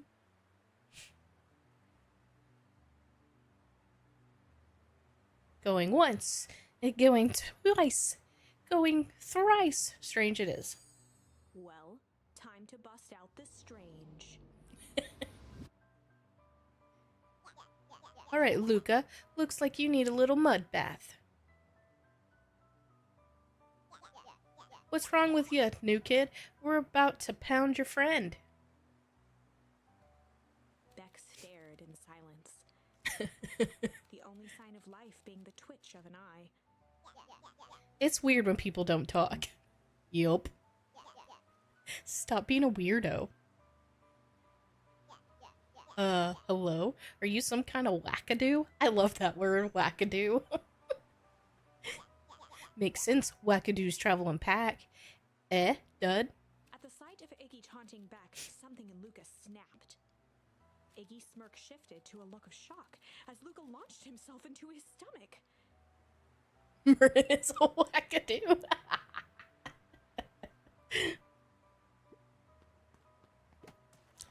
Iggy's clothes were drenched in the glowing ooze. Oh no. You jerk, my clothes are ruined. I'm gonna... Iggy's voice began to slur as he struggled to get up.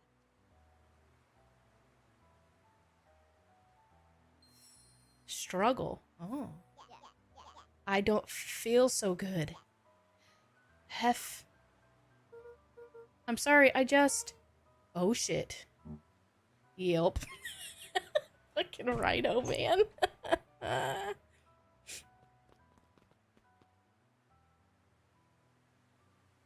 Look what you done did. You infecticated him. Now it's gonna turn into some zombie and we're all gonna die. That was intense. Iggy's gonna be okay, right? Nothing about this seems okay. The person at the warehouse. This strange ooze and what it did to Iggy. Was Rollo caught up in all of this? Well, duh. We have to find Rollo. You took the words out of my mouth.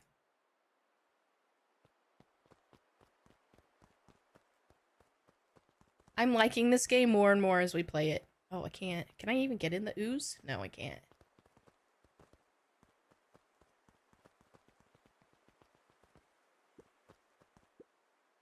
Property of Valentine Fertilizer Company. Looks old.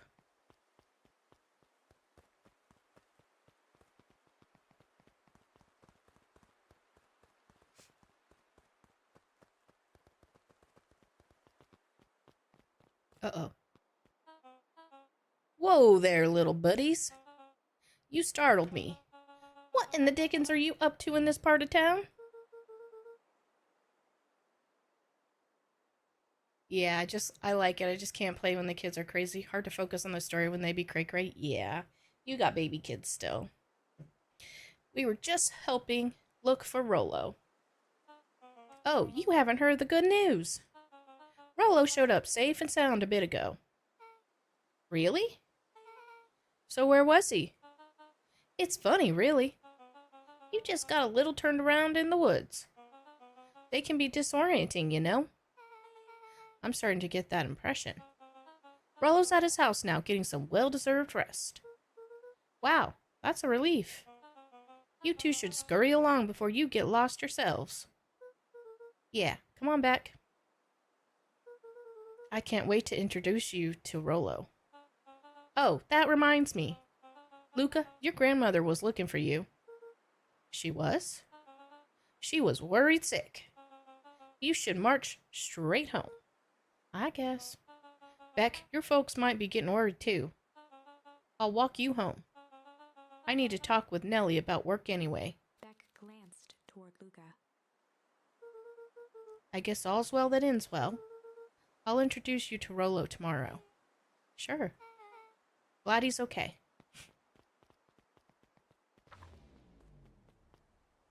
Rolo was safe. A wave of relief washed over Luca, which was quickly replaced by a sense of dread.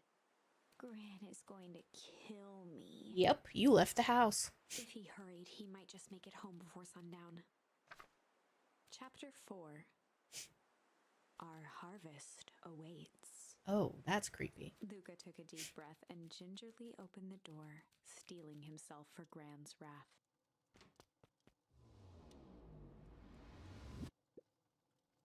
Gran?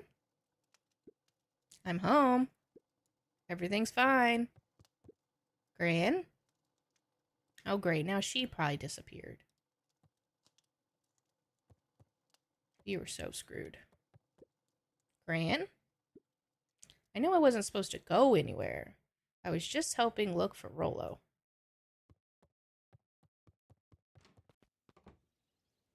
Oh yeah, you were so screwed.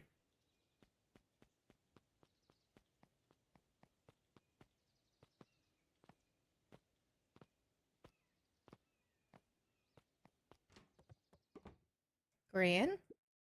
Roxy came over. She was worried about him, so I figured you wouldn't mind if I helped look for him.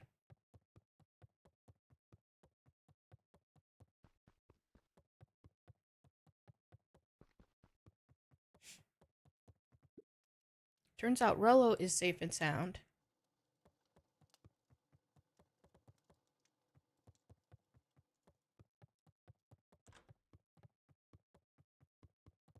Luca was alone. The house was empty. So Gran's not back yet. I guess that's a good thing. Nothing to do now but sleep, I guess.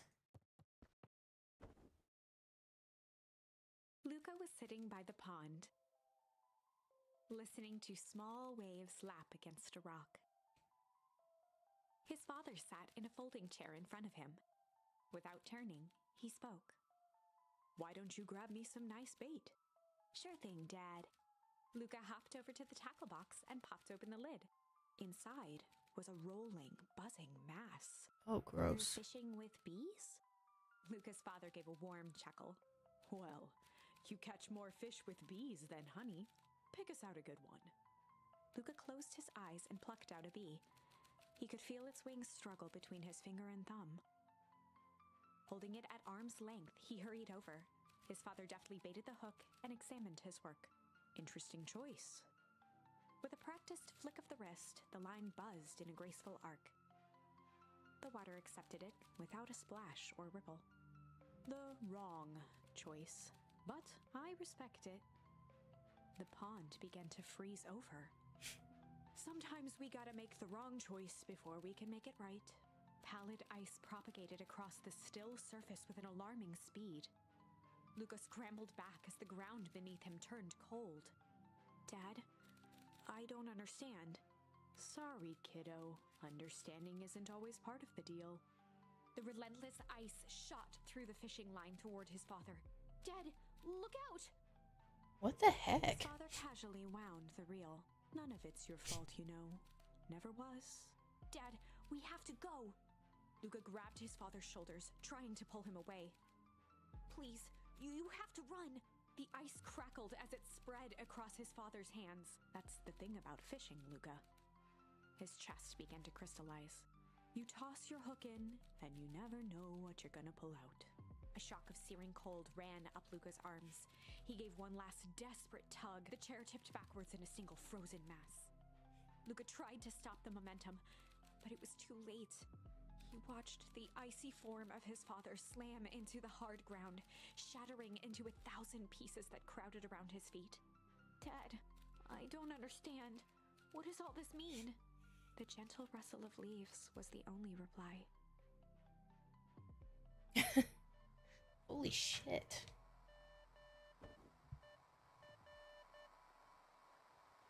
Luca's eyes struggled to focus on the walkie-talkie. Rollo?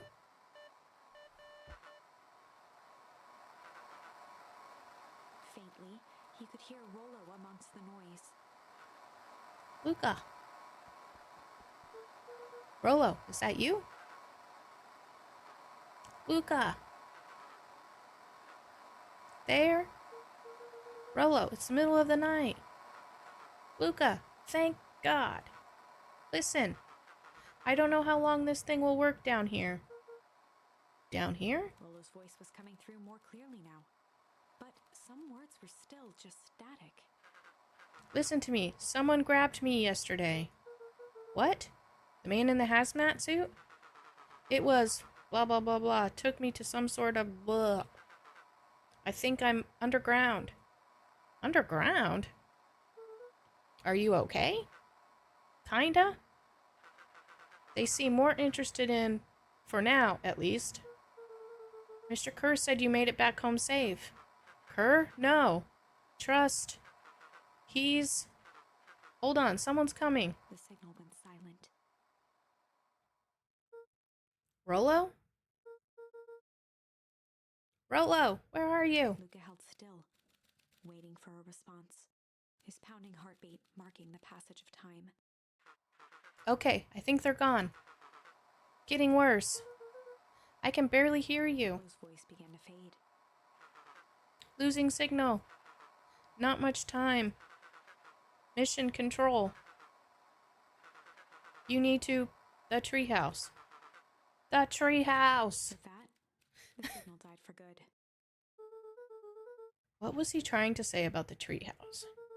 What's at the treehouse? The antenna. He wants me to use the antenna to the treehouse to get a better signal. Rollo, you're a genius. Luca grabbed the walkie-talkie and sprinted to the treehouse. Hook up the walkie-talkie to the radio in the treehouse. Luca heard a group of footsteps approaching. He dashed behind the bushes to avoid being spotted.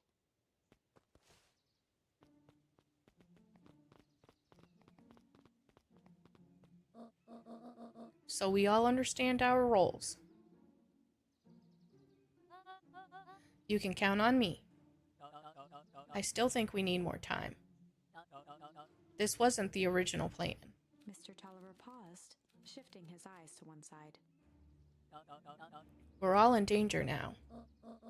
I, for one, refuse to sit idly by while that danger persists.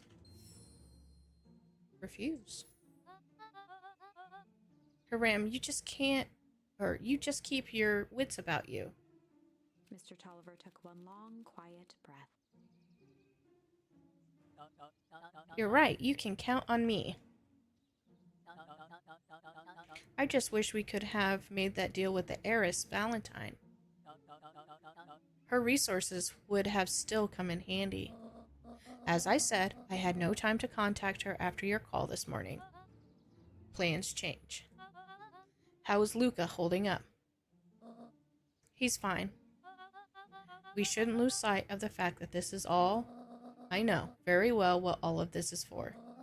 We have no choice. Operation Sparkplug has a new objective. Are we in agreement? The three shared a determined look. Good. We'll reconvene after the festival.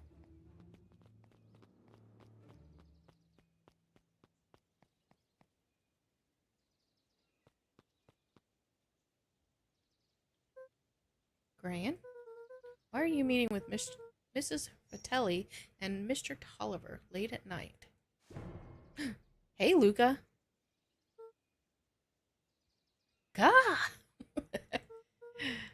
Don, you scared me. How long have you been there? Oh, just a few minutes. Earlier today, I saw Mr. Tolliver and your Gran enter the diner together. When my shift at the newsstand was over, they still hadn't left. So I used the greatest tool of any investigative reporter. Time. When they left, I tailed them here. What do you think they're up to? Whatever it is, they seemed organized and determined. They mentioned the festival. Yeah, I heard that too. Has your Gran been doing anything different recently? Anything strange? She's got a phone call this morning and rushed out the door. A call from Hiram Tolliver, it seems. Hiram? She was either furious or terrified. Or both. Luca, be careful out there. I think we might be in the middle of the scoop of a lifetime. I will. Aren't you coming out? Nah, I'm gonna go stake out here for a bit. See ya, Luca. All right.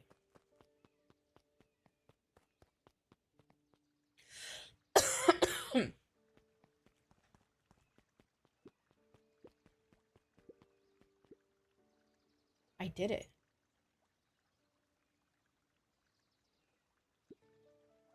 I changed the sign. Splendid. Did anyone see you? I don't believe so. You were right. It was simple enough to just rearrange the letters. Odd choice for a prank, though. In situations such as these, odd is good. The two boys shared a mischievous grin. I can't wait for everyone to see the big reveal. It should be quite memorable. Let's make ourselves scarce for now.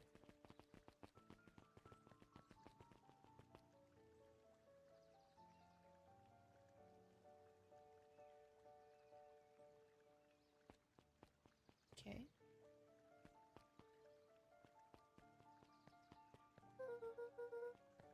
Oh yeah, I forgot where I was going. Excuse me, game.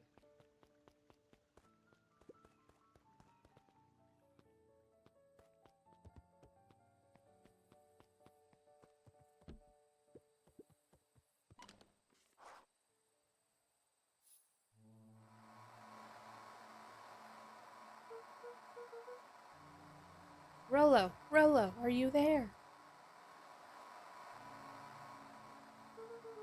I'm at the treehouse now, Rollo. Mr. Kerr said you were all right. What happened out there? Dang it, Rollo, where are you?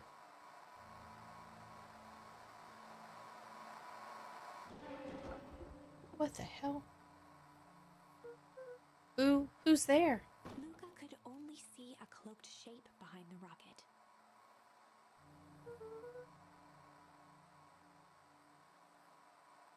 I've got weapons in here. So you better come out right now. He strained to hear as a muffled voice began. Weapons. How could you hurt something that's already dead? Fear gripped Luca's throat. Ah, gotcha. That's alright, Mama Tato. Who are you? What? You don't recognize me? I guess I don't even recognize myself Luca anymore. stared at the ground for a moment, trying to place the dampened voice. The figure shifted slowly from behind the rocket, revealing itself to Luca.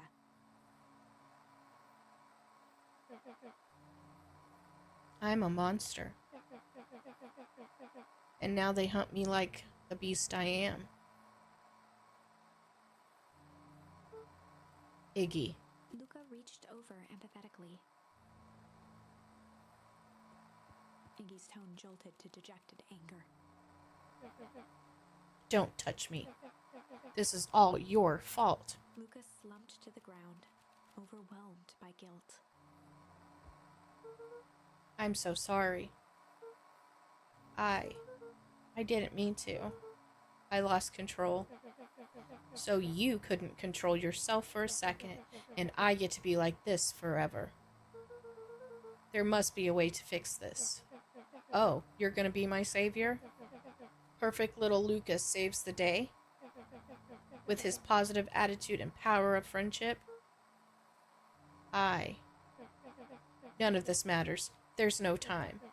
They're after me. They chased me all through Weepwood.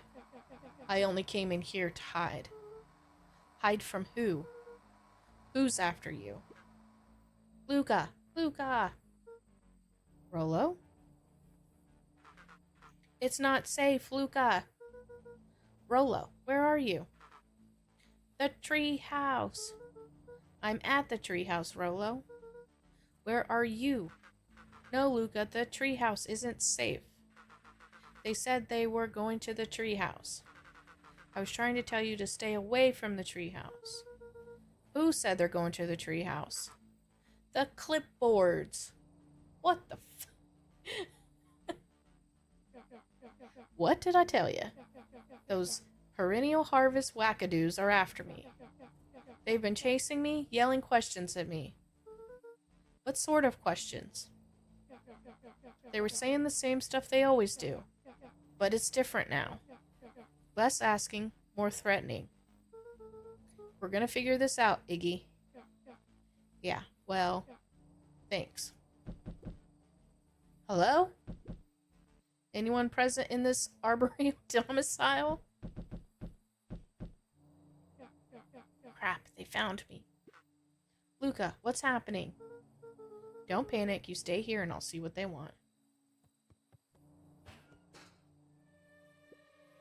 Hello, Mr. Van Horn. We would love to hear your thoughts. Do you have time for an informal chat? We will be brief. Your time is valuable to us. Be down in just a second. Of course, of course, of course, of course. Oh my gosh. We have a problem. Luca, you gotta get out of there. Who's out there? Is it them? Yeah, it's the clipboards. A bunch of them. How many? Maybe all of them? And yeah, you were right. They are saying the same stuff, but the creepy knob cranked to 10. Might young Iggy be present? We would love to hear his thoughts. Run. Iggy slumped to his knees. I don't know what to do. I'm just so tired. Luca, what do we do? Luca grabbed the walkie-talkie and headed for the window. Follow my lead. Luca and Iggy climbed up the back of the treehouse to its roof, where Rollo had constructed his MCDC, the Mission Control Defense Cannon. From behind the crowd of clipboards, William Kerr strode forward. Oops. Iggy, there you are. You gave us all a heck of a scare. Go away. Just leave me alone. Oh, I'm sorry, Iggy, but no can do. Don't worry, though. We're here to help. Help? Then why were you chasing me? Luca, can you talk some sense into your pal here? Just look at him. He's not well. What's wrong with him? What did that gunk do to him? Well, that's a pretty honkin' big question, Luca. All you need to know is that he's sick. He's real sick, Luca. I just need you to let us up there and take care of him. You told me Rollo was okay, that he was back at his place resting. He is, poor fella, just got a little lost. That's a lie. That's a hurtful thing to say, Luca. I thought we were buddies. Why, because he let you ramble on like a wackadoo? Nobody likes you, you creep. Kerr's smile faltered. Why don't you pop on down here so we can have a face-to-face? Yelling like this gonna give us all a heck of a sore throat. And who wants that? Grip tightened on the MCDC. What did you do to Rolo, you liar? Well, shucks, Luca. The only teeny tiny fib I told you was that he was at home. He is resting, and he is perfectly safe. For now, at least. What happens to him next is up to you, Luca. Look around. You're in quite the pickle, and I'm the only person in the whole wide world who can help you. You get to decide how this ends. Uh-oh. Luca's mind raced. He was caught in a trap. What do you do when there's no hope? He wiped his cheeks with a sleeve. What are you gonna do, Luca? Luca drew himself up and decided to take the only option they had left. Fight. Luca drew himself up and decided to take the only option they had left. Fight.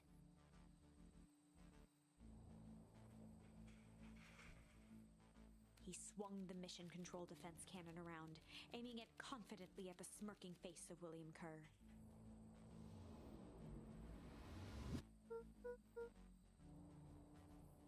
Luca summoned his most insolent demeanor. Rolo sends his regards.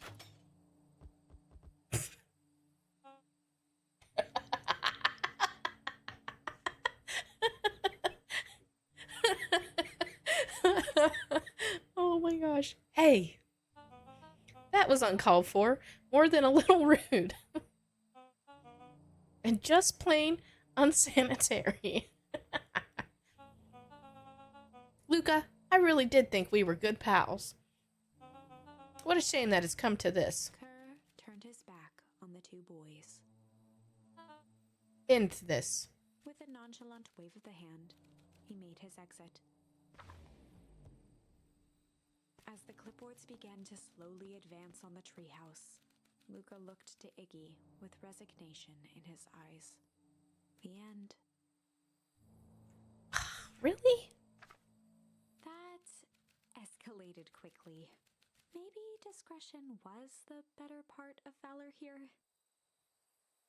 Let's put a pin in this for now.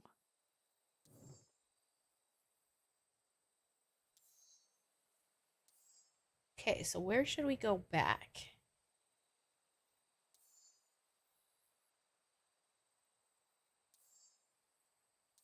So these are all that we could do. So that one was a... Maybe we could do this one and do struggle. Or we could do this one and do tickle. I don't see that one changing though.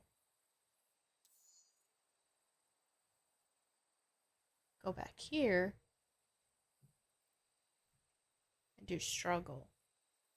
See where this one goes. This is a story about struggle. This is a story about struggle. Luca could Yeah, hear a that's machine true. humming somewhere nearby. He felt around wildly, searching for something, anything that could help. His hands found a hard object, maybe a tile? He yanked it free, lifting the cold stone. Let me go! Luca swung the tile as hard as he could at the shape that still held fast to his leg. He heard the crack of glass as the stone hit the assailant's mask. With a muffled yelp, the hand let go. Luca was free and scrambled to the door. He never looked back once on the long run home. Chapter 3. Everything's fine. The next morning, it was quieter than usual at the breakfast table. Only the sound of silverware and chewing interrupted the awkward silence. Is there an actual end to the story? Like an optimal end? Finished jarring a mess of jam last night. Uh-huh. So that'll need to get delivered into town today. Okay. So what did you and Rolo get up to yesterday? Had things to do, so I just sort of poked around town. I've set the jam down by the front door. There's 2 batches to drop off. One for Mr. Tolliver at the wagon or bag and wag. Deliver jam to Mr. Tolliver. Another for Mrs. Fratelli at the diner. Oh, and Mr. Nuncreed. He said he wanted some more. I suspected as much. Yes, he seems to have taken a particular interest in my jam. Ew. You've not looked into that? Gotcha. I have dogs being crazy, not knowing what to do, excited my dad is here with his dogs. Oh. There are some extras in the basket for that enthusiastic gentleman. Ew. Just make sure Fratelli and Tolliver get the ones on top. No problem. Off with you now, while the day is young.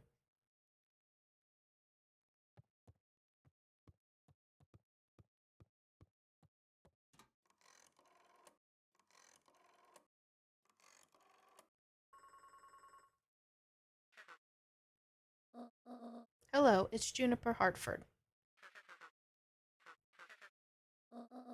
Before you hang up, just hear me out. I have a business proposition. The simple matter is we both have the same problem that needs solving. Very well, we can meet tonight. Interesting.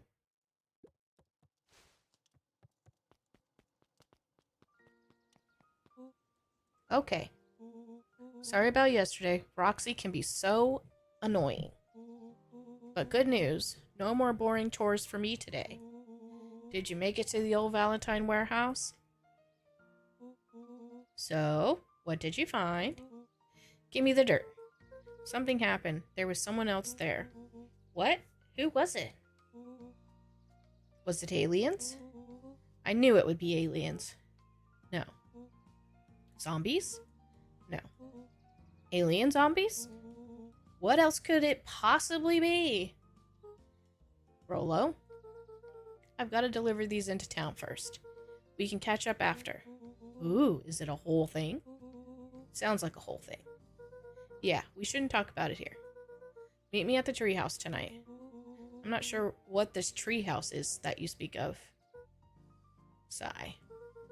Meet me at Mission Control. Roger that, Space Cadet.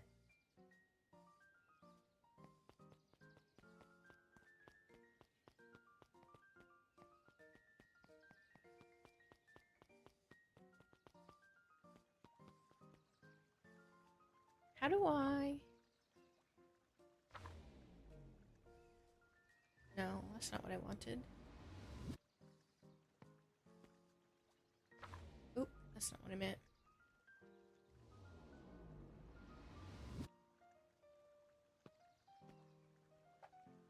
There we go.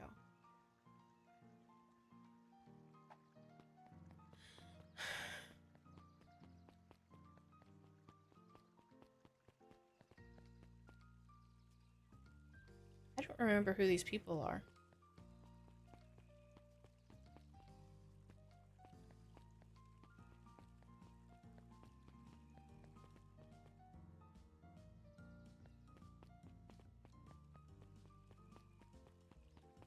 Can I go this way?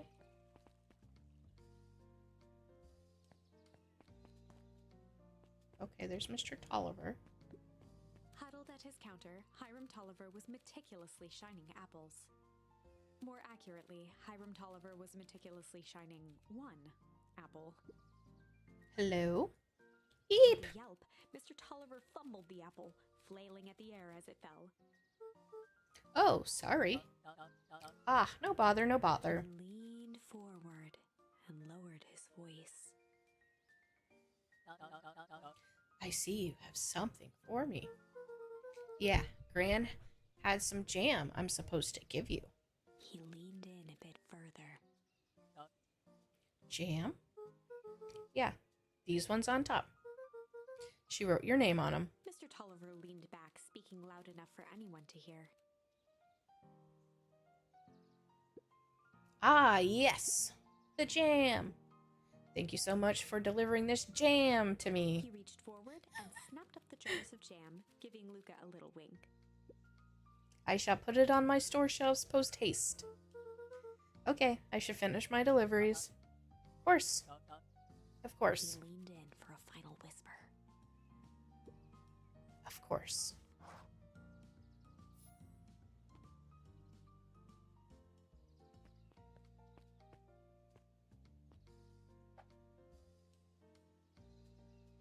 Fratelli. I don't know who that is, actually.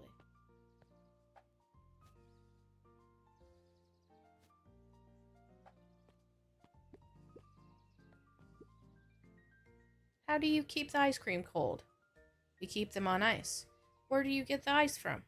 I don't know, somewhere cold. How do you keep somewhere cold cold? Look, Bert. Do you want ice cream or not? No, I'm good.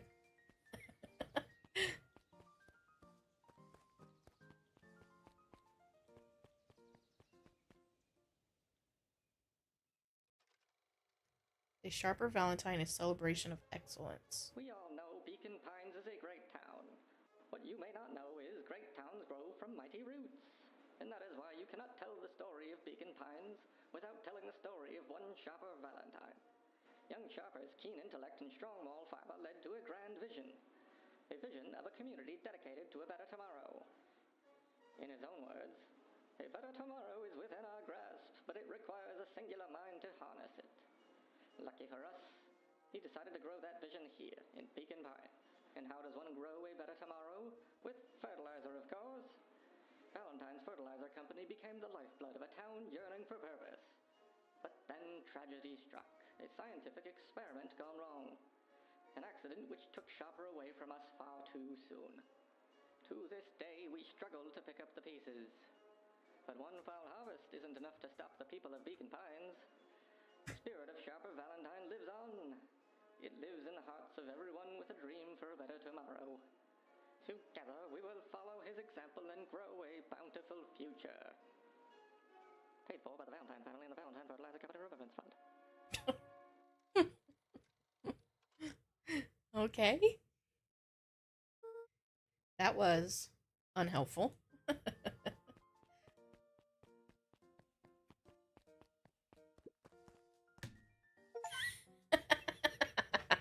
Melon kicker. Find a way to kick a melon. Right.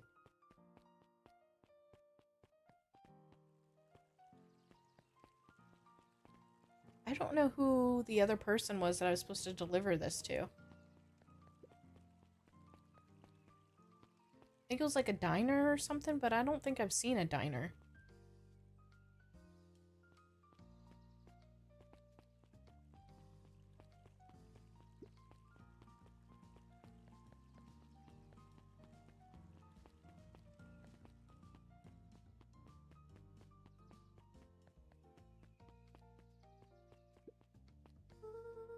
Got some jam for you, Mr. Nuncreed.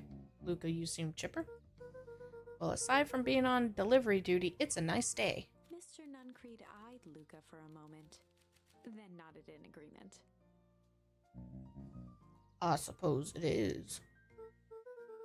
So do you want your jam? Oh, right.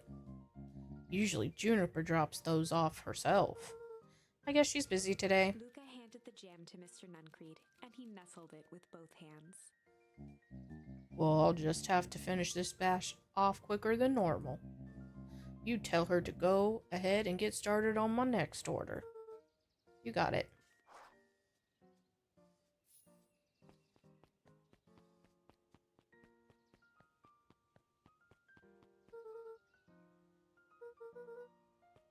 Where the hell am I supposed to deliver this other one to?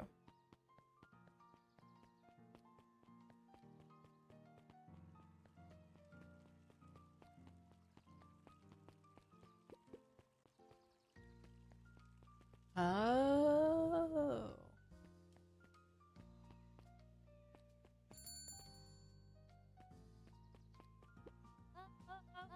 Well, if it isn't my favorite little jam runner. Hey, Mrs. Fratelli. Look at you. Leaned forward and pinched pinched Luca's cheek. You're all skin and bones. Is your gran not feeding you? She is. It's just... I understand. You know, I taught your mama how to cook back in the day. You may not even remember, but you and her used to help out in the diner. See that picture over there? That's you helping your mama back in the day. So cute, running around in your little apron taking orders. So, the whole situation just breaks my heart, what happened with Eleanor. Oh. I've got a feeling she's out there somewhere, yearning to be with you again. Few things in this world can keep a mother from her son. Luca shifted the basket uncomfortably. Ah, yes. Let's see here. Mrs. Fratelli lifted the cloth and inspected the jam. Looks like I'm your last delivery. I'll hold on to the basket until the next time I see Juniper. You tell your gran hello for me, Luca. Will do. Luca squinted at the faded photo of him and his mom at the diner. Memories of that day came flooding back. Aww.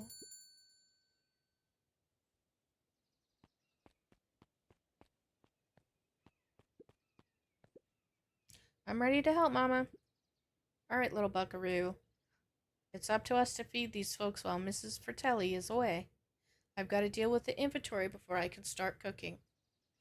Do you think you can handle taking some orders in the meantime? Yes, Mama. Hiya, Roxy. Luca? I'm helping. How? Wow, hopefully your work ethic will rub off on Rolo. What can I get you? Not really feeling like a burger. How about a chicken sandwich with bacon on top? Coming right up.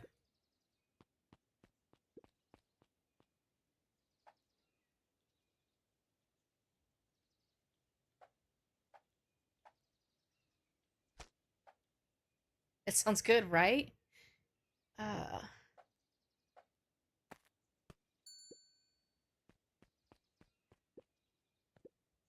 Here you go. I call it the Love Me Tenders. Nice.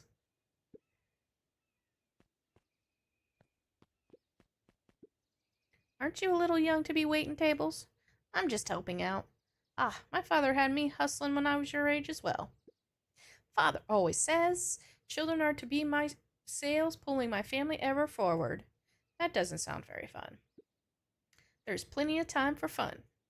For instance, Father and I always make time to have lunch together once a month. Luca glanced at the empty seat across from Gus.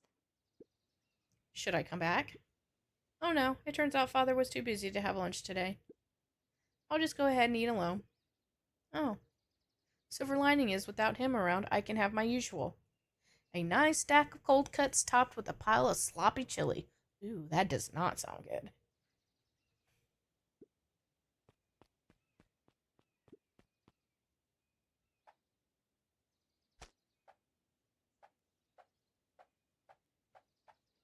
I guess that's chili? Ugh. That sounds disgusting. Here you are. I call it the hot and cold. Perfect, thank you. Gadzooks, they've shrunk the waitstaff. Jeff slapped the table and gave Luca a toothy grin. How's your pops doing? He's been pretty busy these days. I know the feeling. Tell him that fishing rod he ordered should be ready next week, will ya? Sure thing. I've been in the mood for something sweet. You got a burger that can satisfy a sweet tooth? A sweet burger. Yeah, top it off with some grilled cactus. Grilled cactus. The heart wants what it wants. Interesting.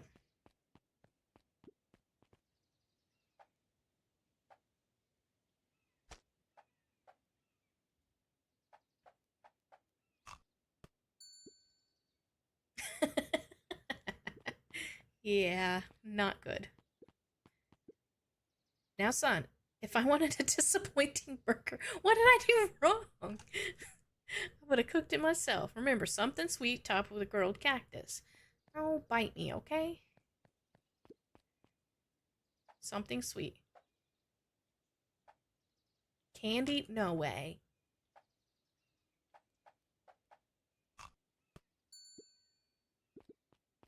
That's even worse. Here's your order. I call it the sweet and stabby. Ugh. Gross.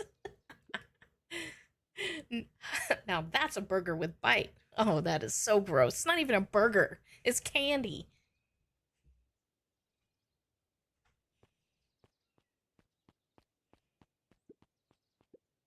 Looks like we're missing a few things. Why don't you run out and grab some more ingredients? Okay, I'll be back.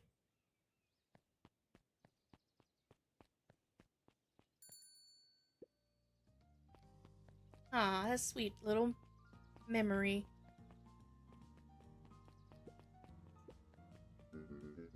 If I could just be left alone, young Mr. Van Horn. Oh, sure. Sorry to bother you. It's just that Mr. Kerr has asked me to make this opening speech at the festival.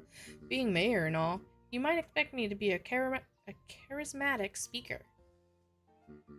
The truth is, I'm terribly nervous. I really don't think I'm cut out for this sort of thing. Cut out for being mayor or for public speaking? Both, I suppose. I never really chose any of this. It's more of a duty to my family, for our legacy. That sounds like a heavy burden. As for the festival, just speak from your heart. I'm sure it'll be great.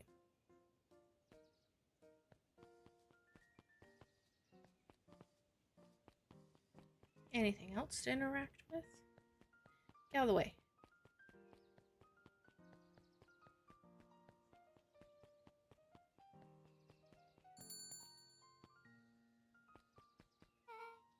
Hey, you. Anchovies or pineapple? What? Don't think.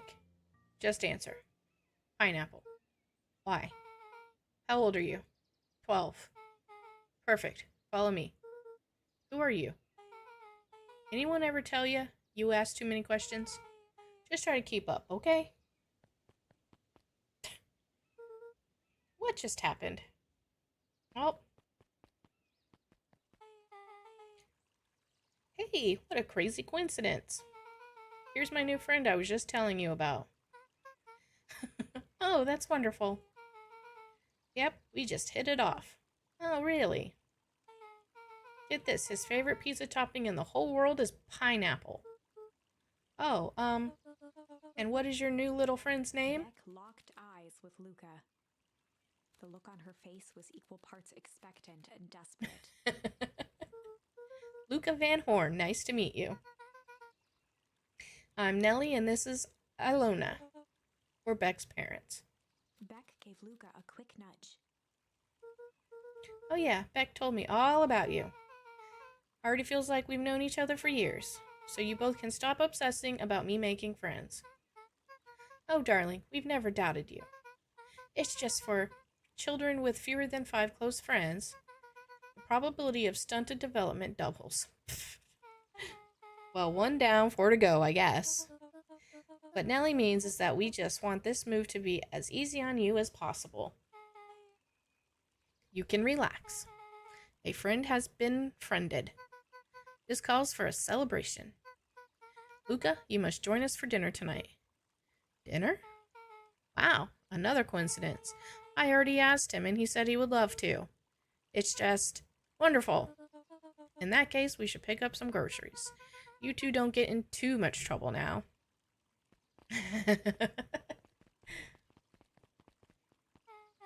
Wow, I can't believe that worked. Thanks a ton. You're welcome. I owe you one. My moms are great and all, but they can be a bit much sometimes. Well, you're in trouble? Uh-oh, what happened? Oh, goodness.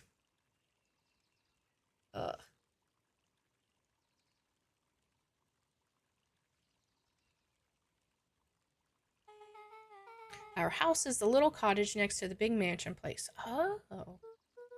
Wait, you live on the Valentine estate? Yep, that's the spot. Meet me by the big creepy gate. Don't be late, or I'm back to square one on this whole friend grift. Great, see you there. Meet Beck at the big creepy gate.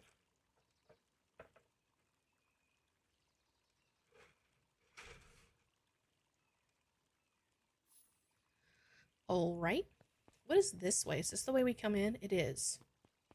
Okay. There's like so much that I never even explored the first time.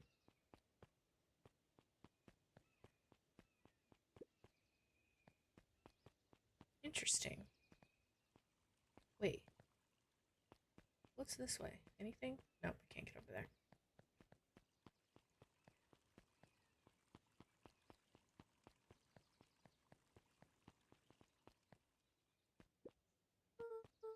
Good morning, Jeff. What's so good about it? Another day further down the tubes, if you ask me. Come on now, it's not all bad. The festival is coming up. The festival? Old Man Valentine used to put on a cockamamie shindigs all the time. And where did that get us? Well, it's Perennial Harvest putting on this one. And they're doing it for the whole town. As far as I see it, the difference between Old Valentine Company and this new Perennial Harvest outfit Jeff dug through his pockets for a bit.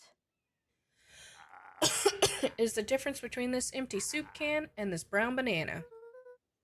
But those are both garbage. Exactly.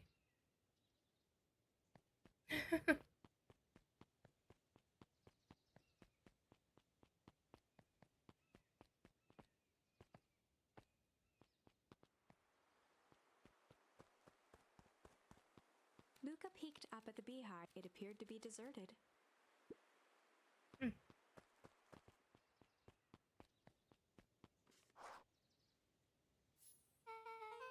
So who all lives in that house? Eris and Gus Valentine grew up there, and Solomon moved in a few years back. The creepy little kid in the vest? That sounds like the one. So just 3 people live in that huge thing. I bet a bunch of shady stuff happens all the time in a place like that. Not really, the Valentines pretty much keep to themselves. So it's empty and boring? Pretty much. What a waste. My mom says that it used to be way busier back before Sharper died. Before the foul harvest. Okay, that's like the 5th time someone mentioned this foul harvest thing. Hey, Haley. It's good. It's got some pretty hilarious parts in it. And you all use that same ominous tone. Eventually, you're going to explain to me how that harvest got all fouled up. It's cute. But we can't keep my parents waiting anymore. This way.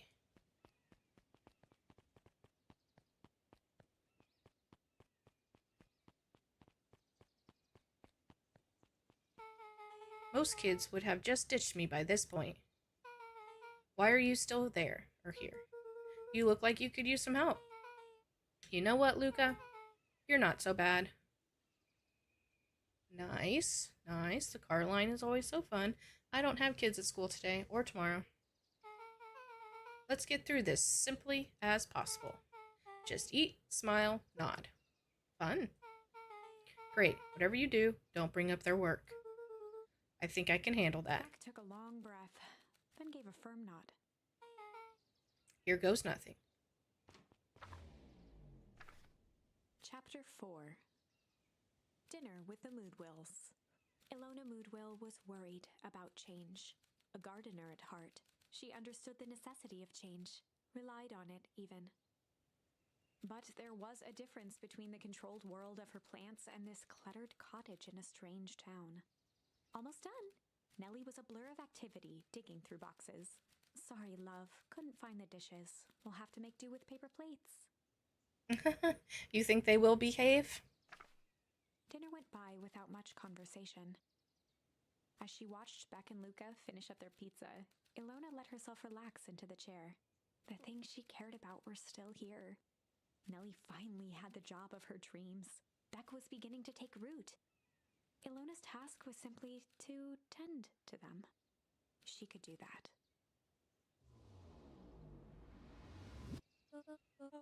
So, Luca, tell us a bit about yourself. Where do you live? Oh, I live with my grandma over on the other side of the river. Your grandma? Where are your parents? Beck, Manners. It's all right. My dad passed away in an accident at the fertilizer plant 6 years back. Oh dear. My mom's been missing for a few months now. Like, missing? Luca's eyes were fixed to his plate, pushing a chunk of pineapple around with his finger. Tom is in Madison, Georgia, 2 hours away. Not that Gabe can't be by himself for an hour and a half, but I feel better if he has company. Plus, it gives my dad a reason to get out of the house. Gotcha. How old is Gabe?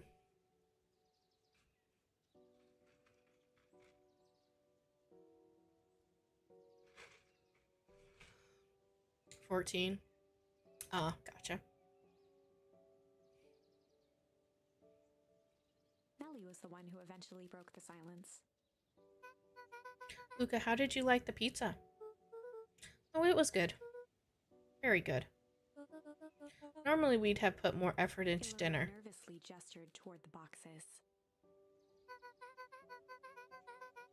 We aren't fully settled in, and Beck had mentioned that it's your favorite. I'm sorry. Are we just skipping the part where he said his mom was missing? Beck. I'm sorry, Luca. This move has us all a little tired. Luca wiped his face with his sleeve. No, it's fine. So Beck said that you moved here for work? Beck gave Luca a swift kick under the table. Ow. I mean, what brought you to Beacon Pines? Oh, you were right the first time. We're here for work. Nellie won't tell you this, but she's a brilliant chemist. I don't know about brilliant, but I do love it. She's brilliant. Perennial Harvest just made her the newest lead researcher of deep engineering. She makes it sound more impressive than it is. I'm just happy that I get to make a difference in the world. Perennial Harvest is at the forefront of evolving agriculture into something more useful than sprinkling water and excrement on the ground. Luca glanced over to Beck. She seemed to be holding her breath. What Nellie means, Luca, is that there are different ways to grow plants. Yes, some people talk to their plants and hope for the best, and some people happily leave their job to allow a loved one to pursue their dream. You swore you didn't. Beck slammed her fist into the table. Perhaps harder than she intended. Hey, Luca, how about some dessert? I actually have to meet my friend Rolo soon. Luca glanced outside to gauge the time. The sky was darker than he expected, filled with ominous clouds. Looks like there's a storm brewing. I should get going. Oh, I didn't think there was any rain in the almanac. Yeah, almanacs aren't that useful around here. Luca wiped his mouth one last time with his napkin and started to get up. Thank you for all the pizza. It was great. See you at the festival, Beck.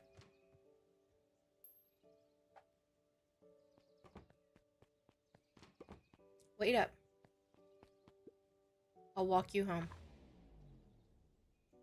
Surprised, Luca turned around. He knew Rolo could be prickly around new people. But Beck seemed cool. Rolo would warm up to her eventually. Probably. Luca began to respond, but the sky answered for him as the clouds above began to rumble or break.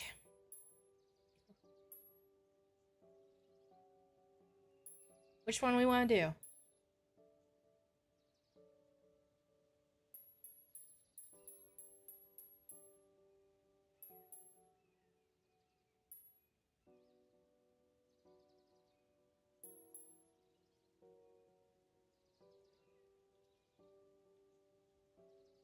Break?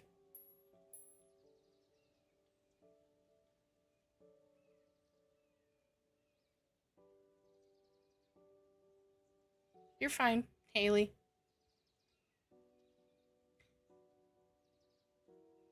PCD awful is on a generational run. I don't even know what the heck you're talking about. You just want to hang out with your friends but no work needs me? You're good.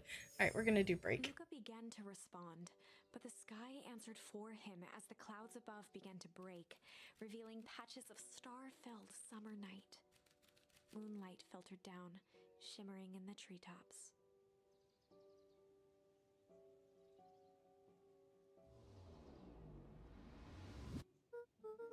Sure, you can meet Rolo. You're not going home? No, I promised Rolo I'd tell him Luca about... stopped himself mid-sentence. Promised you tell him what? Spit it out, bub. We're thick as thieves now. If there's a juicy secret, you've got to tell me. Okay. You can come to the treehouse and I'll tell you both about what happened. Heck yeah.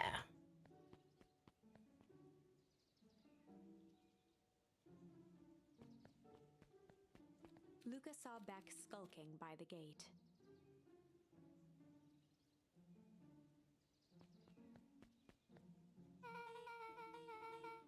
So you're telling me that there's nothing mysterious or creepy about this place. It's mostly boring and empty. I refuse to believe that. Big spiked gate, booming mansion, rich, reclusive owners. It even smells shady. Beck grabbed the wrought iron bars and shook the gate. Mark my words, you decadent nightmare house. You will reveal your secrets to me.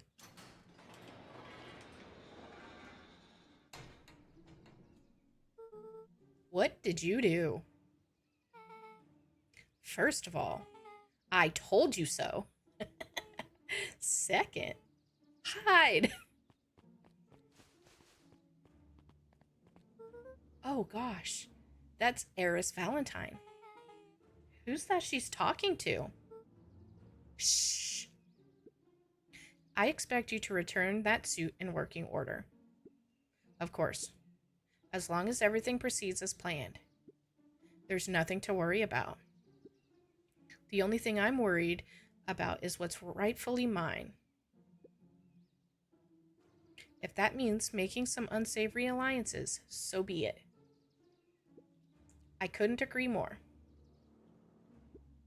There comes a time to suspend hostilities. I'll deal with our common threat. Now this is what I was talking about. Beck's voice was an excited whisper. Proper shady stuff. Someone in a suit like that tried to grab me yesterday. You want to not have a car line? I'm sorry, Mama Tato. Seriously? Shh. You do understand that when this all inevitably fails, I will deny everything. I wouldn't expect any less of you. You just worry about your part in this and let me handle the rest. I can't wait to see the look on that Rube Kerr's face. Yes, the truth will come to light. I'm still surprised you're so comfortable with the potential collateral damage. If there's one thing I've learned, is that change is painful. Wow, I was expecting shady. But that's just flat out supervillain talk.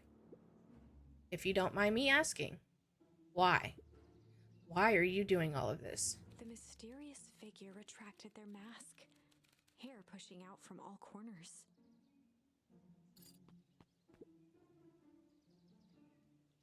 A chill ran down Luca's spine. His vision blurred.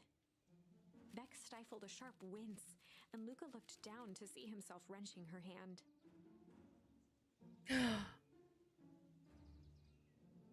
That's a plot twist.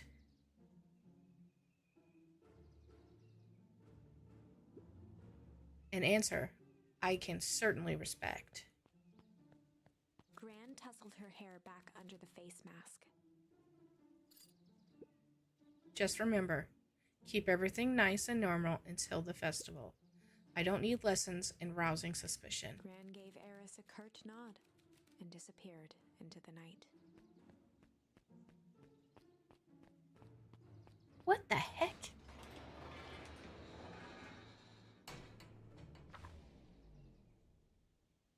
Chapter 5.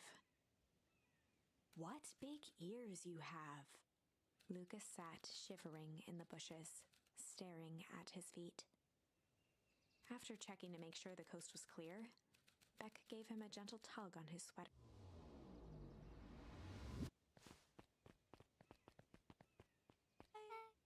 What's wrong? You look like you've seen a ghost. Why were you so scared of that old lady in the hazmat suit? That was my gran. That was your gran? Yeah. Okay, well, I'm sure there's a perfectly reasonable explanation for all of this. Let's just get to the treehouse and figure things out there. Lead the way. Meet up with Rolo at the treehouse.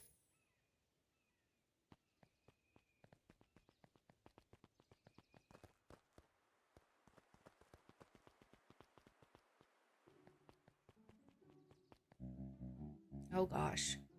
For the last time, there's nothing to worry about. Of course, we're not worried.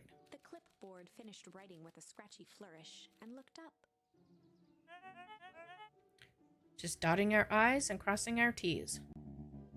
Well, maybe try minding your P's and Q's. Mr. Nuncreed, arms crossed over his paunch, gave an exhausted sigh.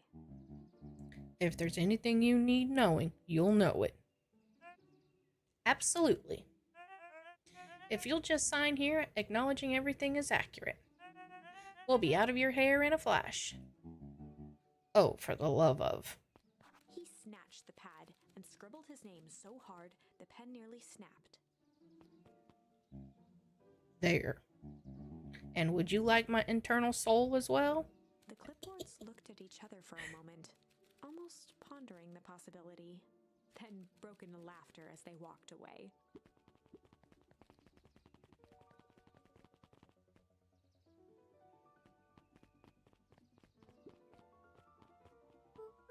Hi, Mr. Nuncreed. Luca, let me give you some advice. The next time someone you don't know asks to hear your thoughts, give him a good hard bop right in the kisser.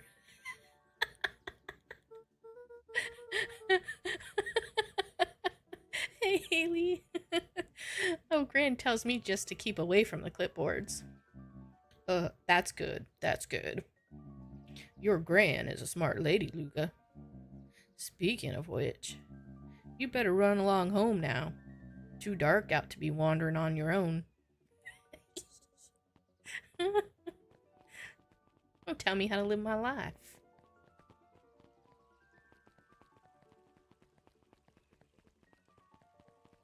What you reading? The answers you seek will be revealed to you in due time. The question is, the figure intoned, are you prepared to live with the truth? Another day, another dollar. See you tomorrow, Z. Have you noticed how the perennial harvest folks order the same drink?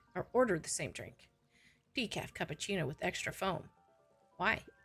I don't know. Just thought it's a little odd. Pretty weird for sure. Well, the customer's always right. See you bright and early tomorrow. Sigh, can't wait.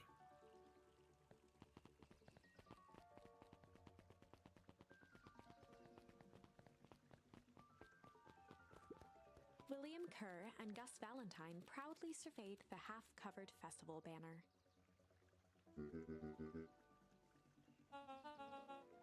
Couldn't have done it without ya. The mayor gave a half-hearted shrug. I'm not so sure about that.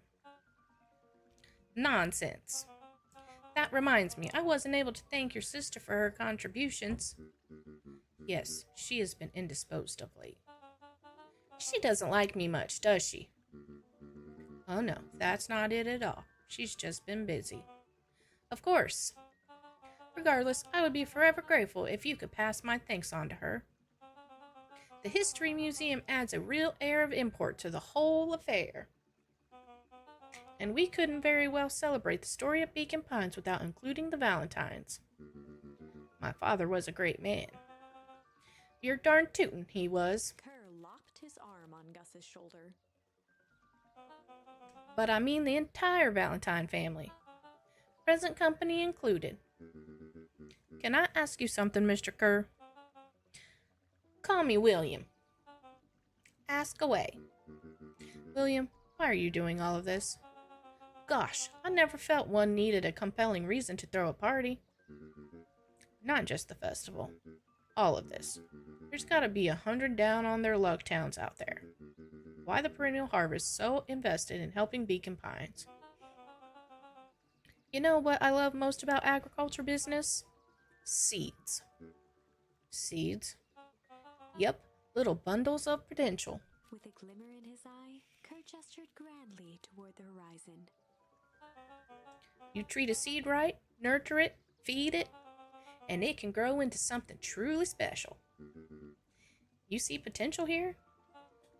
Undoubtedly. The seeds of greatness is already under our feet. All it needs is a little nudge. And the right leadership, of course. Oh. Good night, Mayor Valentine.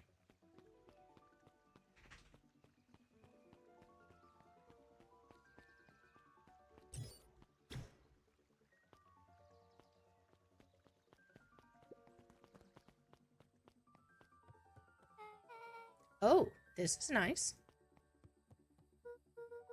Yeah, the treehouse is just a little further on from here. So what's your buddy Rolo like? Rolo? He's Rolo. Not particularly helpful. Sorry, I've just never thought about it. Lots of energy. He's funny, even when he's not trying to be. Things have been tough for his family since the foul harvest. It's about damn time you tell me what this foul harvest thingy is. It's kinda a long story. Hit me with the highlights. Okay. There used to be a fertilizer company here called Valentine's. They were kind of a big deal. Ooh, big deal fertilizer. It was a big deal to us. Their stuff really worked, farmers loved it. So Valentine's grew and grew. Beacon Pines pretty much grew around it. Most everyone in town either worked for Sharper Valentine or used his fertilizer. Things were good. I'm sensing a big but. Around 6 years ago, Sharper Valentine suddenly died. And something changed. Changed how? Could have been a bad batch. Maybe it was in the water, or air, or soil. Nobody knows. But all the crops died. And everyone blamed the Valentines. The foul harvest. Yeah. Valentine's fertilizer went out of business. Half the town lost their jobs. Sheesh. The next year the crops came back, but something was different. You plant a crop, do everything right, and it's sort of a crapshoot what happens. And no one knows why? Nope. I take it Rolo's farm got the short end of the stick. Yet for some reason their farm was hit harder than others. That sucks. A big butt. I like big butts and I cannot lie. Things have gotten better since Perennial Harvest came to town. The Beacon Pines Reborn Initiative. Yep, first thing they did was give the town a deep scrub. They even put us up in hotels one town over for a week while they decontaminated the groundwater.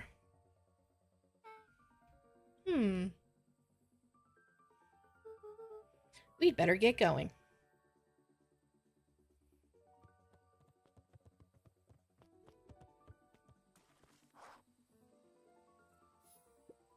It's about time. I was about to give up and go home. Who's the new kid? Name's Beck. You must be Rolo. Oh, hang on a minute. Dog's barking.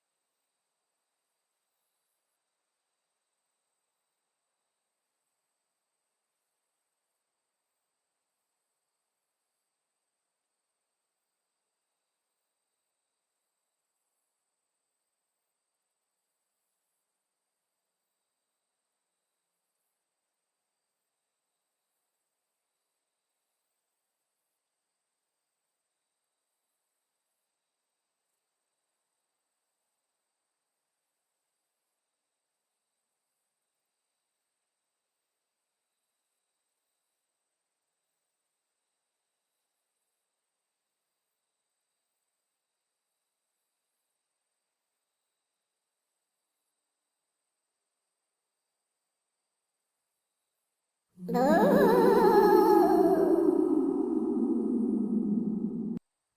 right, I am back.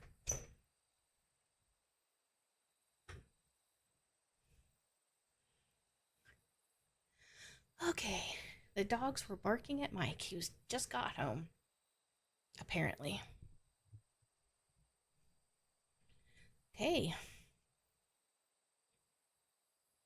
I see my reputation precedes me. Welcome to Mission Control. Rollo waggled his head with pride. You'll find we've spared no expense in construction. I've seen worse looking junk or piles of junk. Thanks. Hey Luca, you know the security concerns we talked about? Yeah? While I was waiting, I made some improvements. Let me lock this baby down for a little test infiltration. Can't be too safe these days.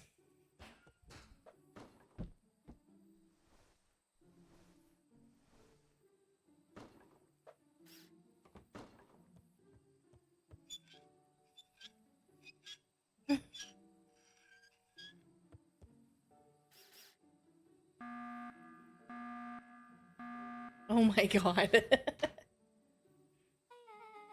He goes all out, doesn't he? Always. Love it. Or lavish.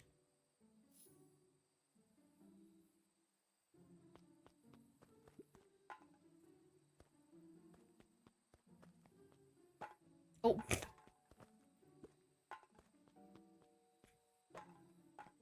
Seriously.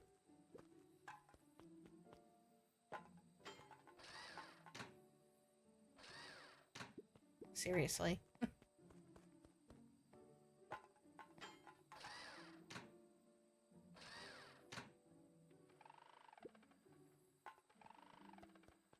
Oh, that's rude.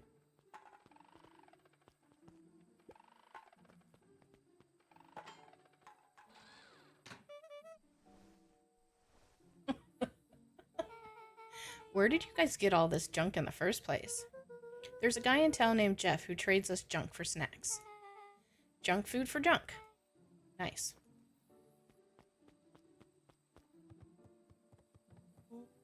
So, pretty sweet security, right? It was imaginative, I'll give you that. Luca, are we sure we can trust the new recruit? I'll vouch for her. Thanks, I guess. Oh, Luca, you promised to fill me in about the Valentine warehouse. Luca sucked in a long breath.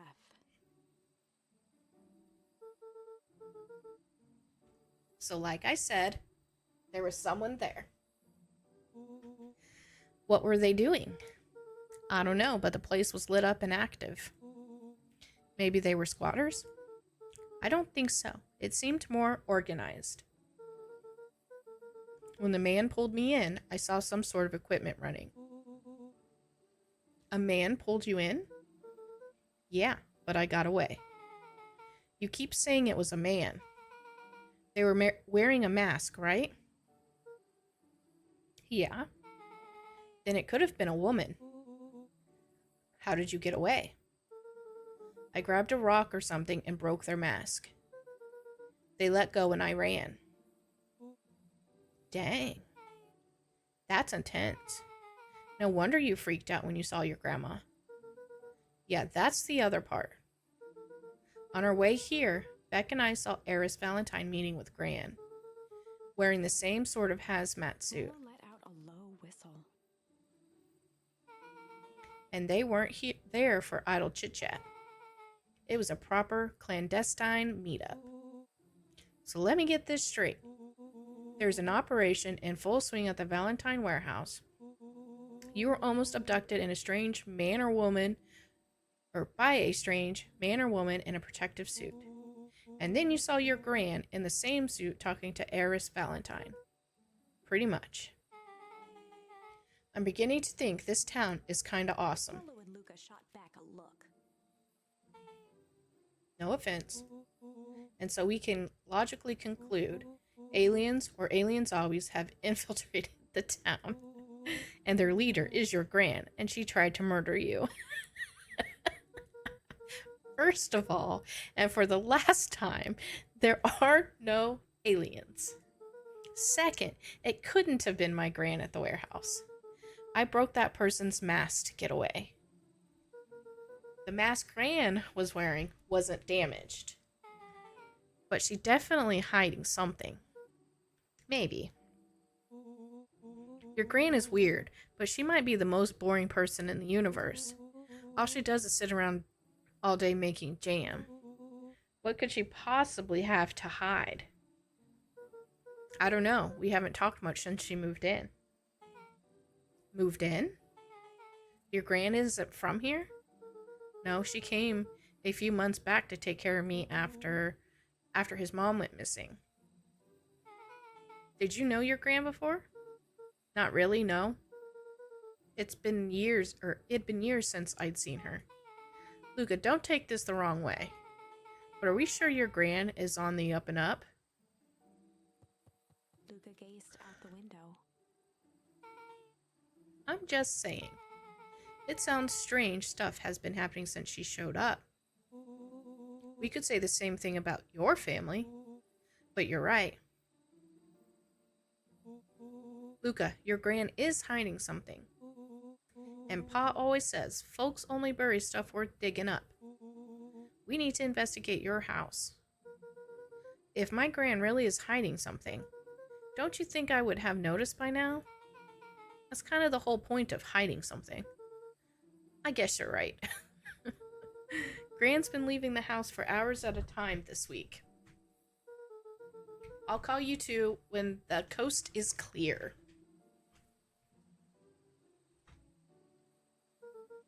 And we can start getting to the bottom of this. I'm always game for a good snoop.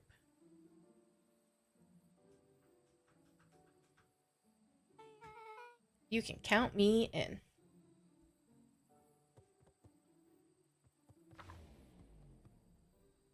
Chapter 6. Secret Lair. Summer forged ahead, but the nights only seemed to grow colder. Luca walked home slowly under the pale starlight, cautious to avoid any more surprises lurking in the shadows. Reaching home, he slipped quietly into bed, half dreading what they might discover the next day.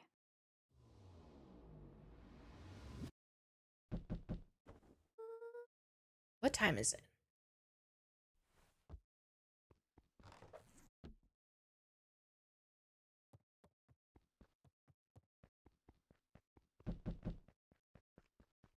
FBI, open up!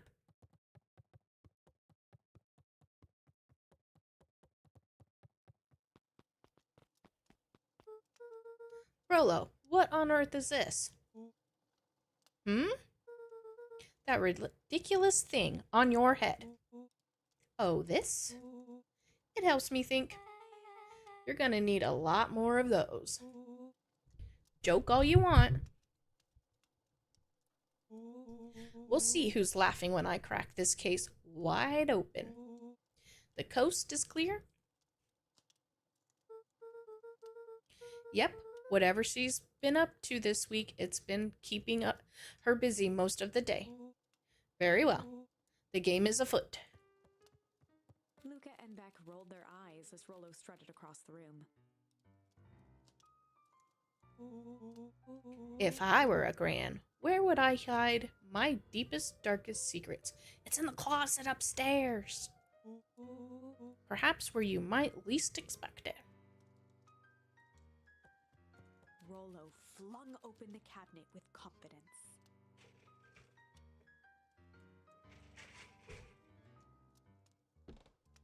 He coughed as a veil of dust hit his face. Have you went to this story path, Mama Tato? I think it's safe to assume anything that dusty isn't what we're looking for. Or maybe that's what she wants you to think. Then again, no? Okay. Any good detective knows not to trust their first hunch. We may not end up making it to Dredge today. First hunches are for suckers.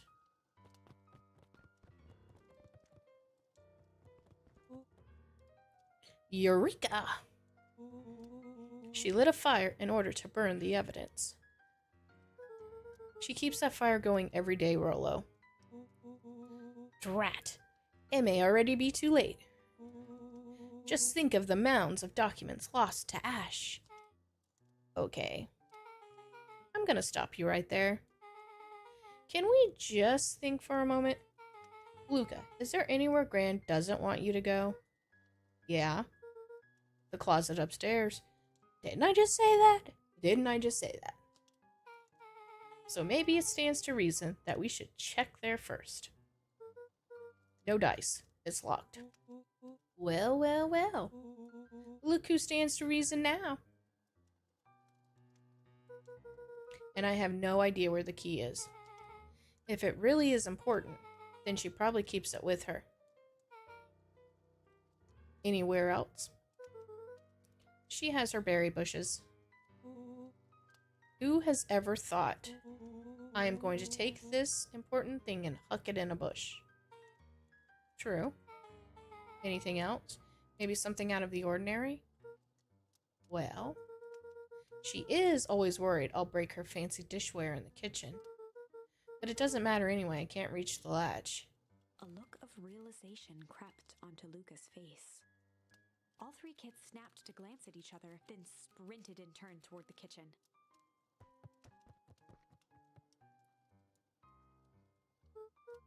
All right, Rollo. This is your time to shine. Ah, yes. You've called upon my expert detective skills. And now I shall proceed with... Before he could finish, Luca scrambled up Rollo's back. Hey, this isn't my idea of detective work. Every squad needs a good lockpick. And every good lockpick needs a sturdy head to sit on. This is beneath my standing. Stop complaining and hold still. Got it. The three crowded around the hutch to peer in. With the glass doors opened, a perfect porcelain display gleamed in front of them. Their eyes searched for anything amiss. But the only distinct feature was its impeccability. Well, that was anticlimactic. Yeah. I don't really know what we were expecting. Like, oh, hey. Let me just yank on this random teacup and... As Beck pulled on one of the teacups, it slanted forward with a hollow click. The entire hutch began to rustle and slide under its own power. Seems like your gran has been doing some remodeling. Dude, only 2 types of people have secret lairs. Evil masterminds and superheroes. So which one do we think she is? We're about to find out.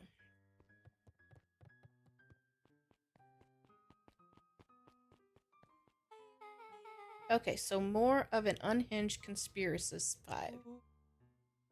Oh, wow. Yeah, this cannot be good. We need to look around before jumping to conclusions. Holy. Luca jostled each cabinet drawer in turn. Only one was unlocked. He fingered through the filing cabinet, pausing at a bulging folder labeled Walter. For a long moment, he just stared at it.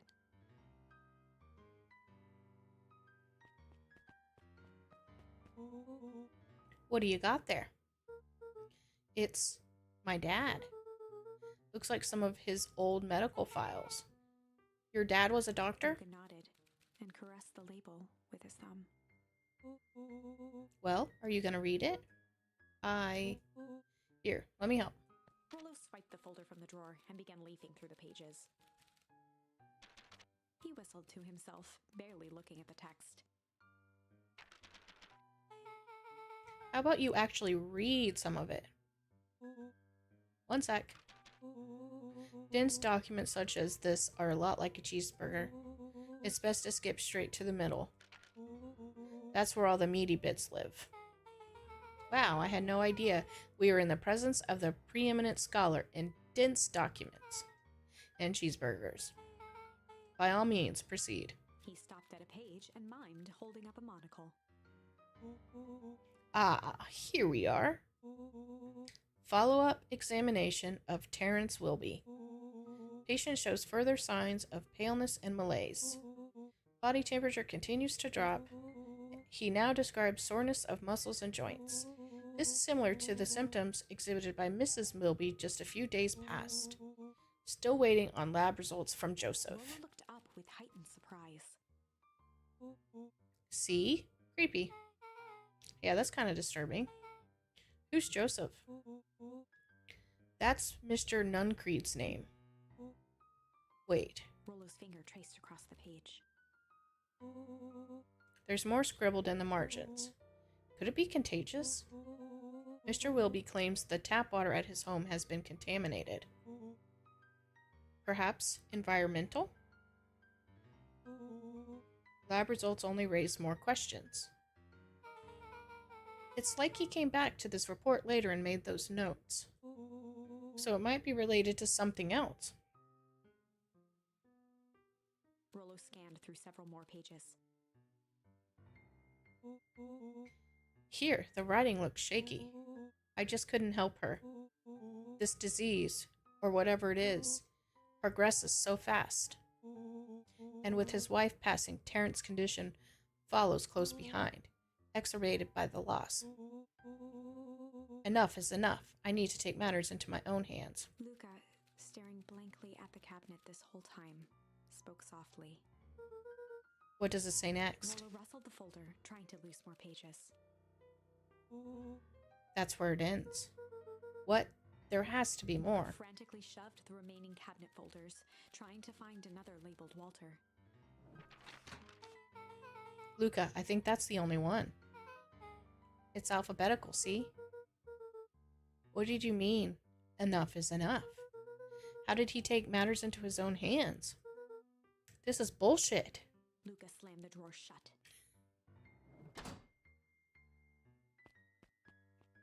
A spider web of string connected photos of people from the town, interspersed with hastily scrawled notes.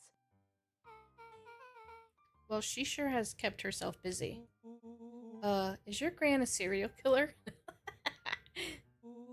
Because I'm starting to get a vibe. Don't be ridiculous. Sure, she's just tracking the movements of everyone in town.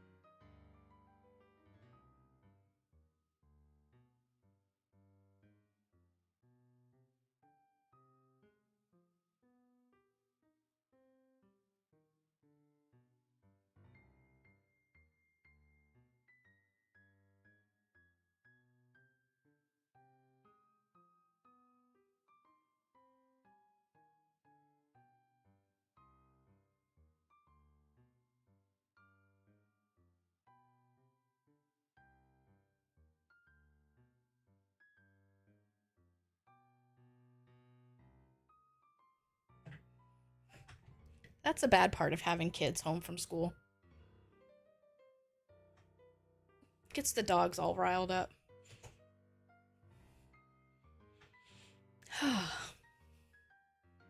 Sure, she's tracking the movements of everyone in town. Out of the kindness of her heart, she put little symbols by some of them. Yeah, Mr. Nuncreed has a check mark. The clipboards are all inside a big circle. You're spark gonna leave. Yeah, somebody probably came in or outside the door or something. My moms are both on here. Both with question marks. Gus Valentine has a question mark. Eris has a question mark that's been crossed out. Mr. Kerr has a bullseye. The killer has chosen her next victim. We don't know what any of this means. Whatever it means, it's probably not good.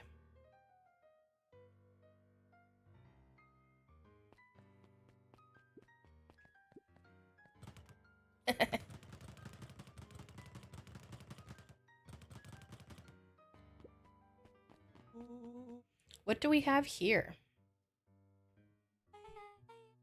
Barrels marked caution, explosive. And jam jars? That's enough jam to feed the whole town. What kind of incendiary jam is your Graham making? It's meth. Incendiary. She wouldn't have had me walk around town delivering bombs. Right? Only one way to find out.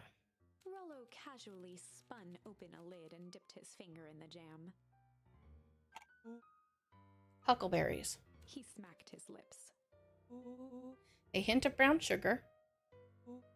And ink? What? Rollo plunged his hand in the jar, fishing out a soggy slip of paper.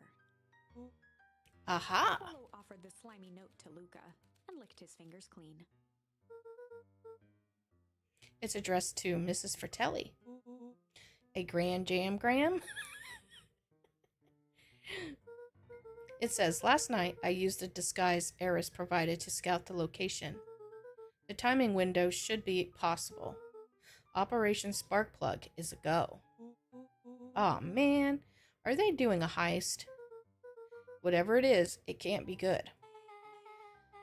So more a bombshell than a bomb, am I right? You're new here, so I'll let it slide. But I'm the bad joke guy around here.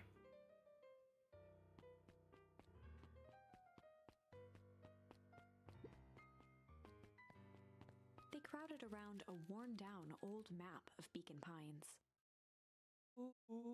Cool. This looks like a treasure map. Not every old map is a treasure map, Rollo. Yeah, but every treasure map is an old map. Can't fault that logic. Look, there's even a pathway drawn on it. It starts at the entrance to town, and if we follow it, Rollo carefully traced the path with his finger. it leads right He to jabbed down at the end point. Town Square. That's the fountain in the middle of town. What a weird place to hide treasure. Rollo, that doesn't look like treasure to me. The end of the path on that map has the same symbol as those explosives over there. So it's not hiding treasure. A real bummer. Rollo, what's that thing you've been excited about for the past month?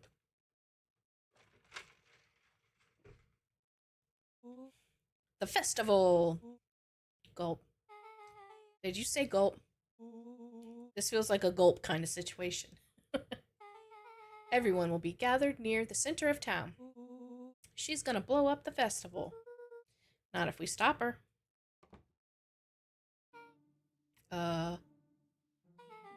What was that? Luca looked up from the map. What was that? What? No, I heard it too. That was the front door. Which means someone just shut the door. Which means someone's upstairs. Shh, quiet. Hit the lights. Beck flicked off the light, and they became statues in the dark. Overhead, creaking floorboards bent under slow, deliberate steps. The kids looked up, the tilt of their necks following each footfall.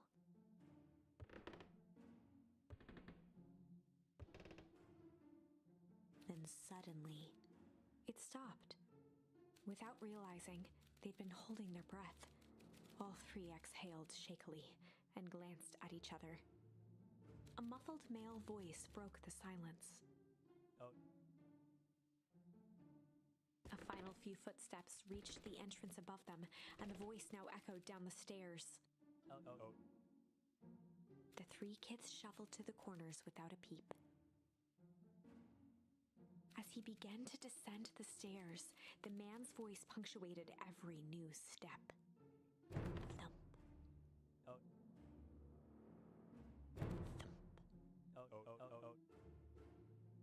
I'm not here to hurt anyone. Thump. I'm just here to help. Just. Thump. At the bottom step, the man paused, squinting to search the room for signs of life. Huh? Guess it's nothing. Rollo shifted suddenly. Luca gave him an intense, chastising look and whispered through clenched teeth. Rollo, don't. It was too late. Rollo was already inching toward the stairway.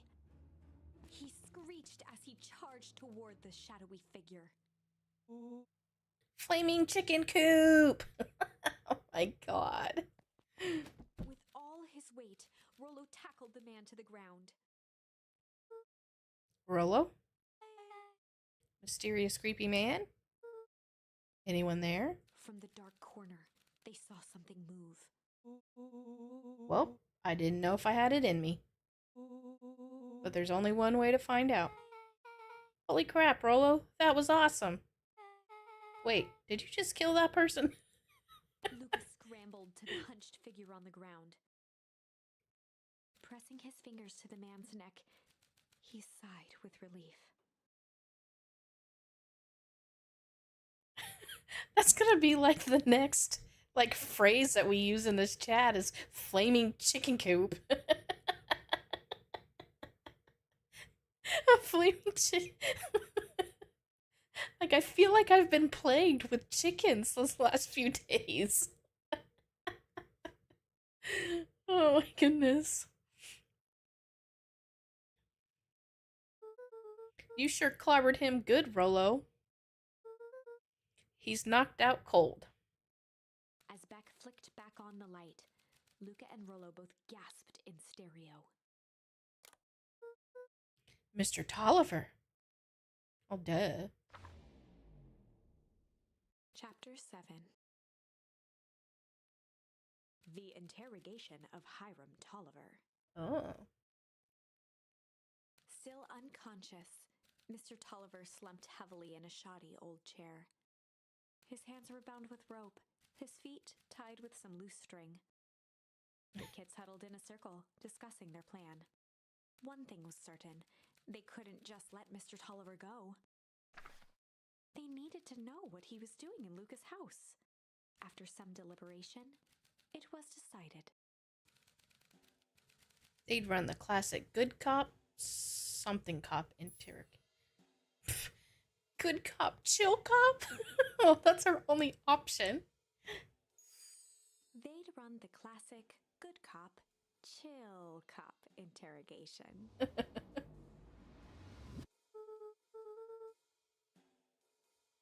I'll handle this. Just gotta play it cool. Luca walked calmly to the light switch, flicking it off and on a few times. Mr. Tolliver shook his head, gathering his wits. Golly, I sure got my bell rung. He looked over to find Luca, who returned a calming grin. Sorry, Mr. Tolliver. This was all a big mistake. Luca, what's going on here? Why do you have me strapped down? No one's fault, really. Rollo just got a little startled. Rollo's here? Rollo and Beck emerged from hiding to give a timid wave. Well, alright. Mistakes happen. You kids gave old Hiram a good scare. Let's just get me out of these ropes and call it even. Luca glanced over to Rollo and Beck, who replied with skeptical looks. Mr. Tolliver, why are you in my grand's basement? I'm here to help, of course. Help with what? What's my gran up to? If you'll just cut me loose, I can show you. How do I know we can trust you? Mr. Tolliver disappointment. Luca, have I ever done wrong by you? No. And since your grand moved to town, haven't I been nothing but welcoming? Yeah. So why would I turn my back on your family now? It's just, all this stuff seems pretty weird. A board with names of people from town, an archive of my dad's old disturbing patient notes, Luca gestured to the corner. barrels of explosives. I can explain everything. You just need to untie me. You kids deserve an explanation. Luca looked again to Rollo and Beck. This time they shrugged. Luca began to slowly loosen the bindings. Mr. Tolliver gently rubbed his wrists. That's a good lad. This all makes sense in time. He edged imperceptibly toward the stairs as he spoke.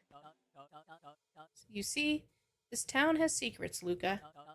A very dark past indeed. Before the kids had even noticed his movement, Mr. Tolliver was at the light switch. A past that must be brought to... He punctuated his final words by flicking the switch and rushing up the stairs.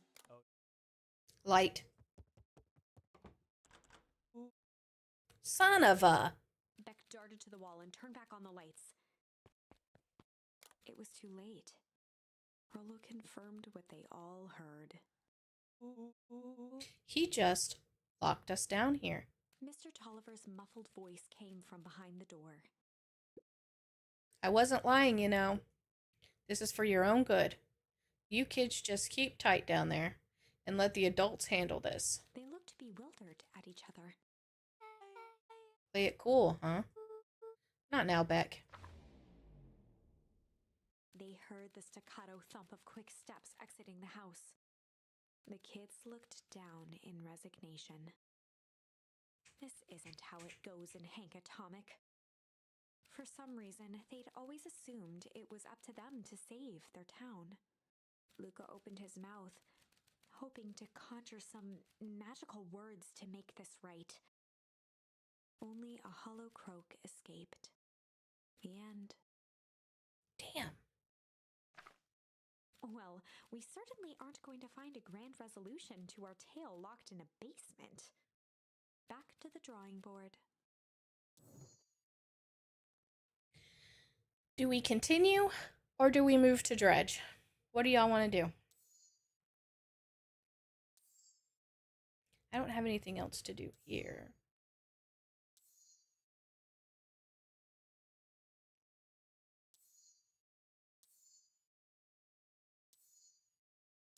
So right here would be the one to change. I could do tickle.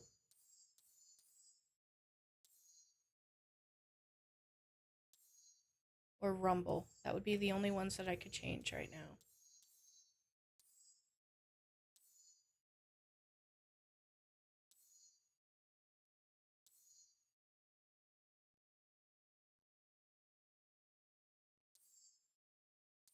What do you guys want to do?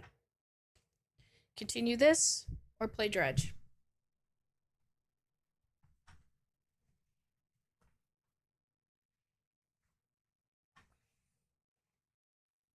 Ugh.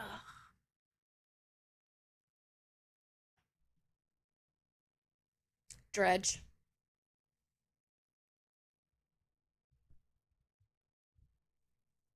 I just loosened this. Dang it.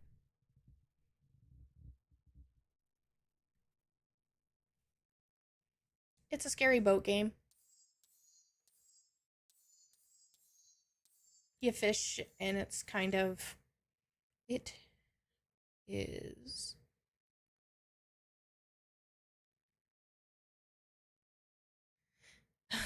Okay, we can switch over. How do I exit?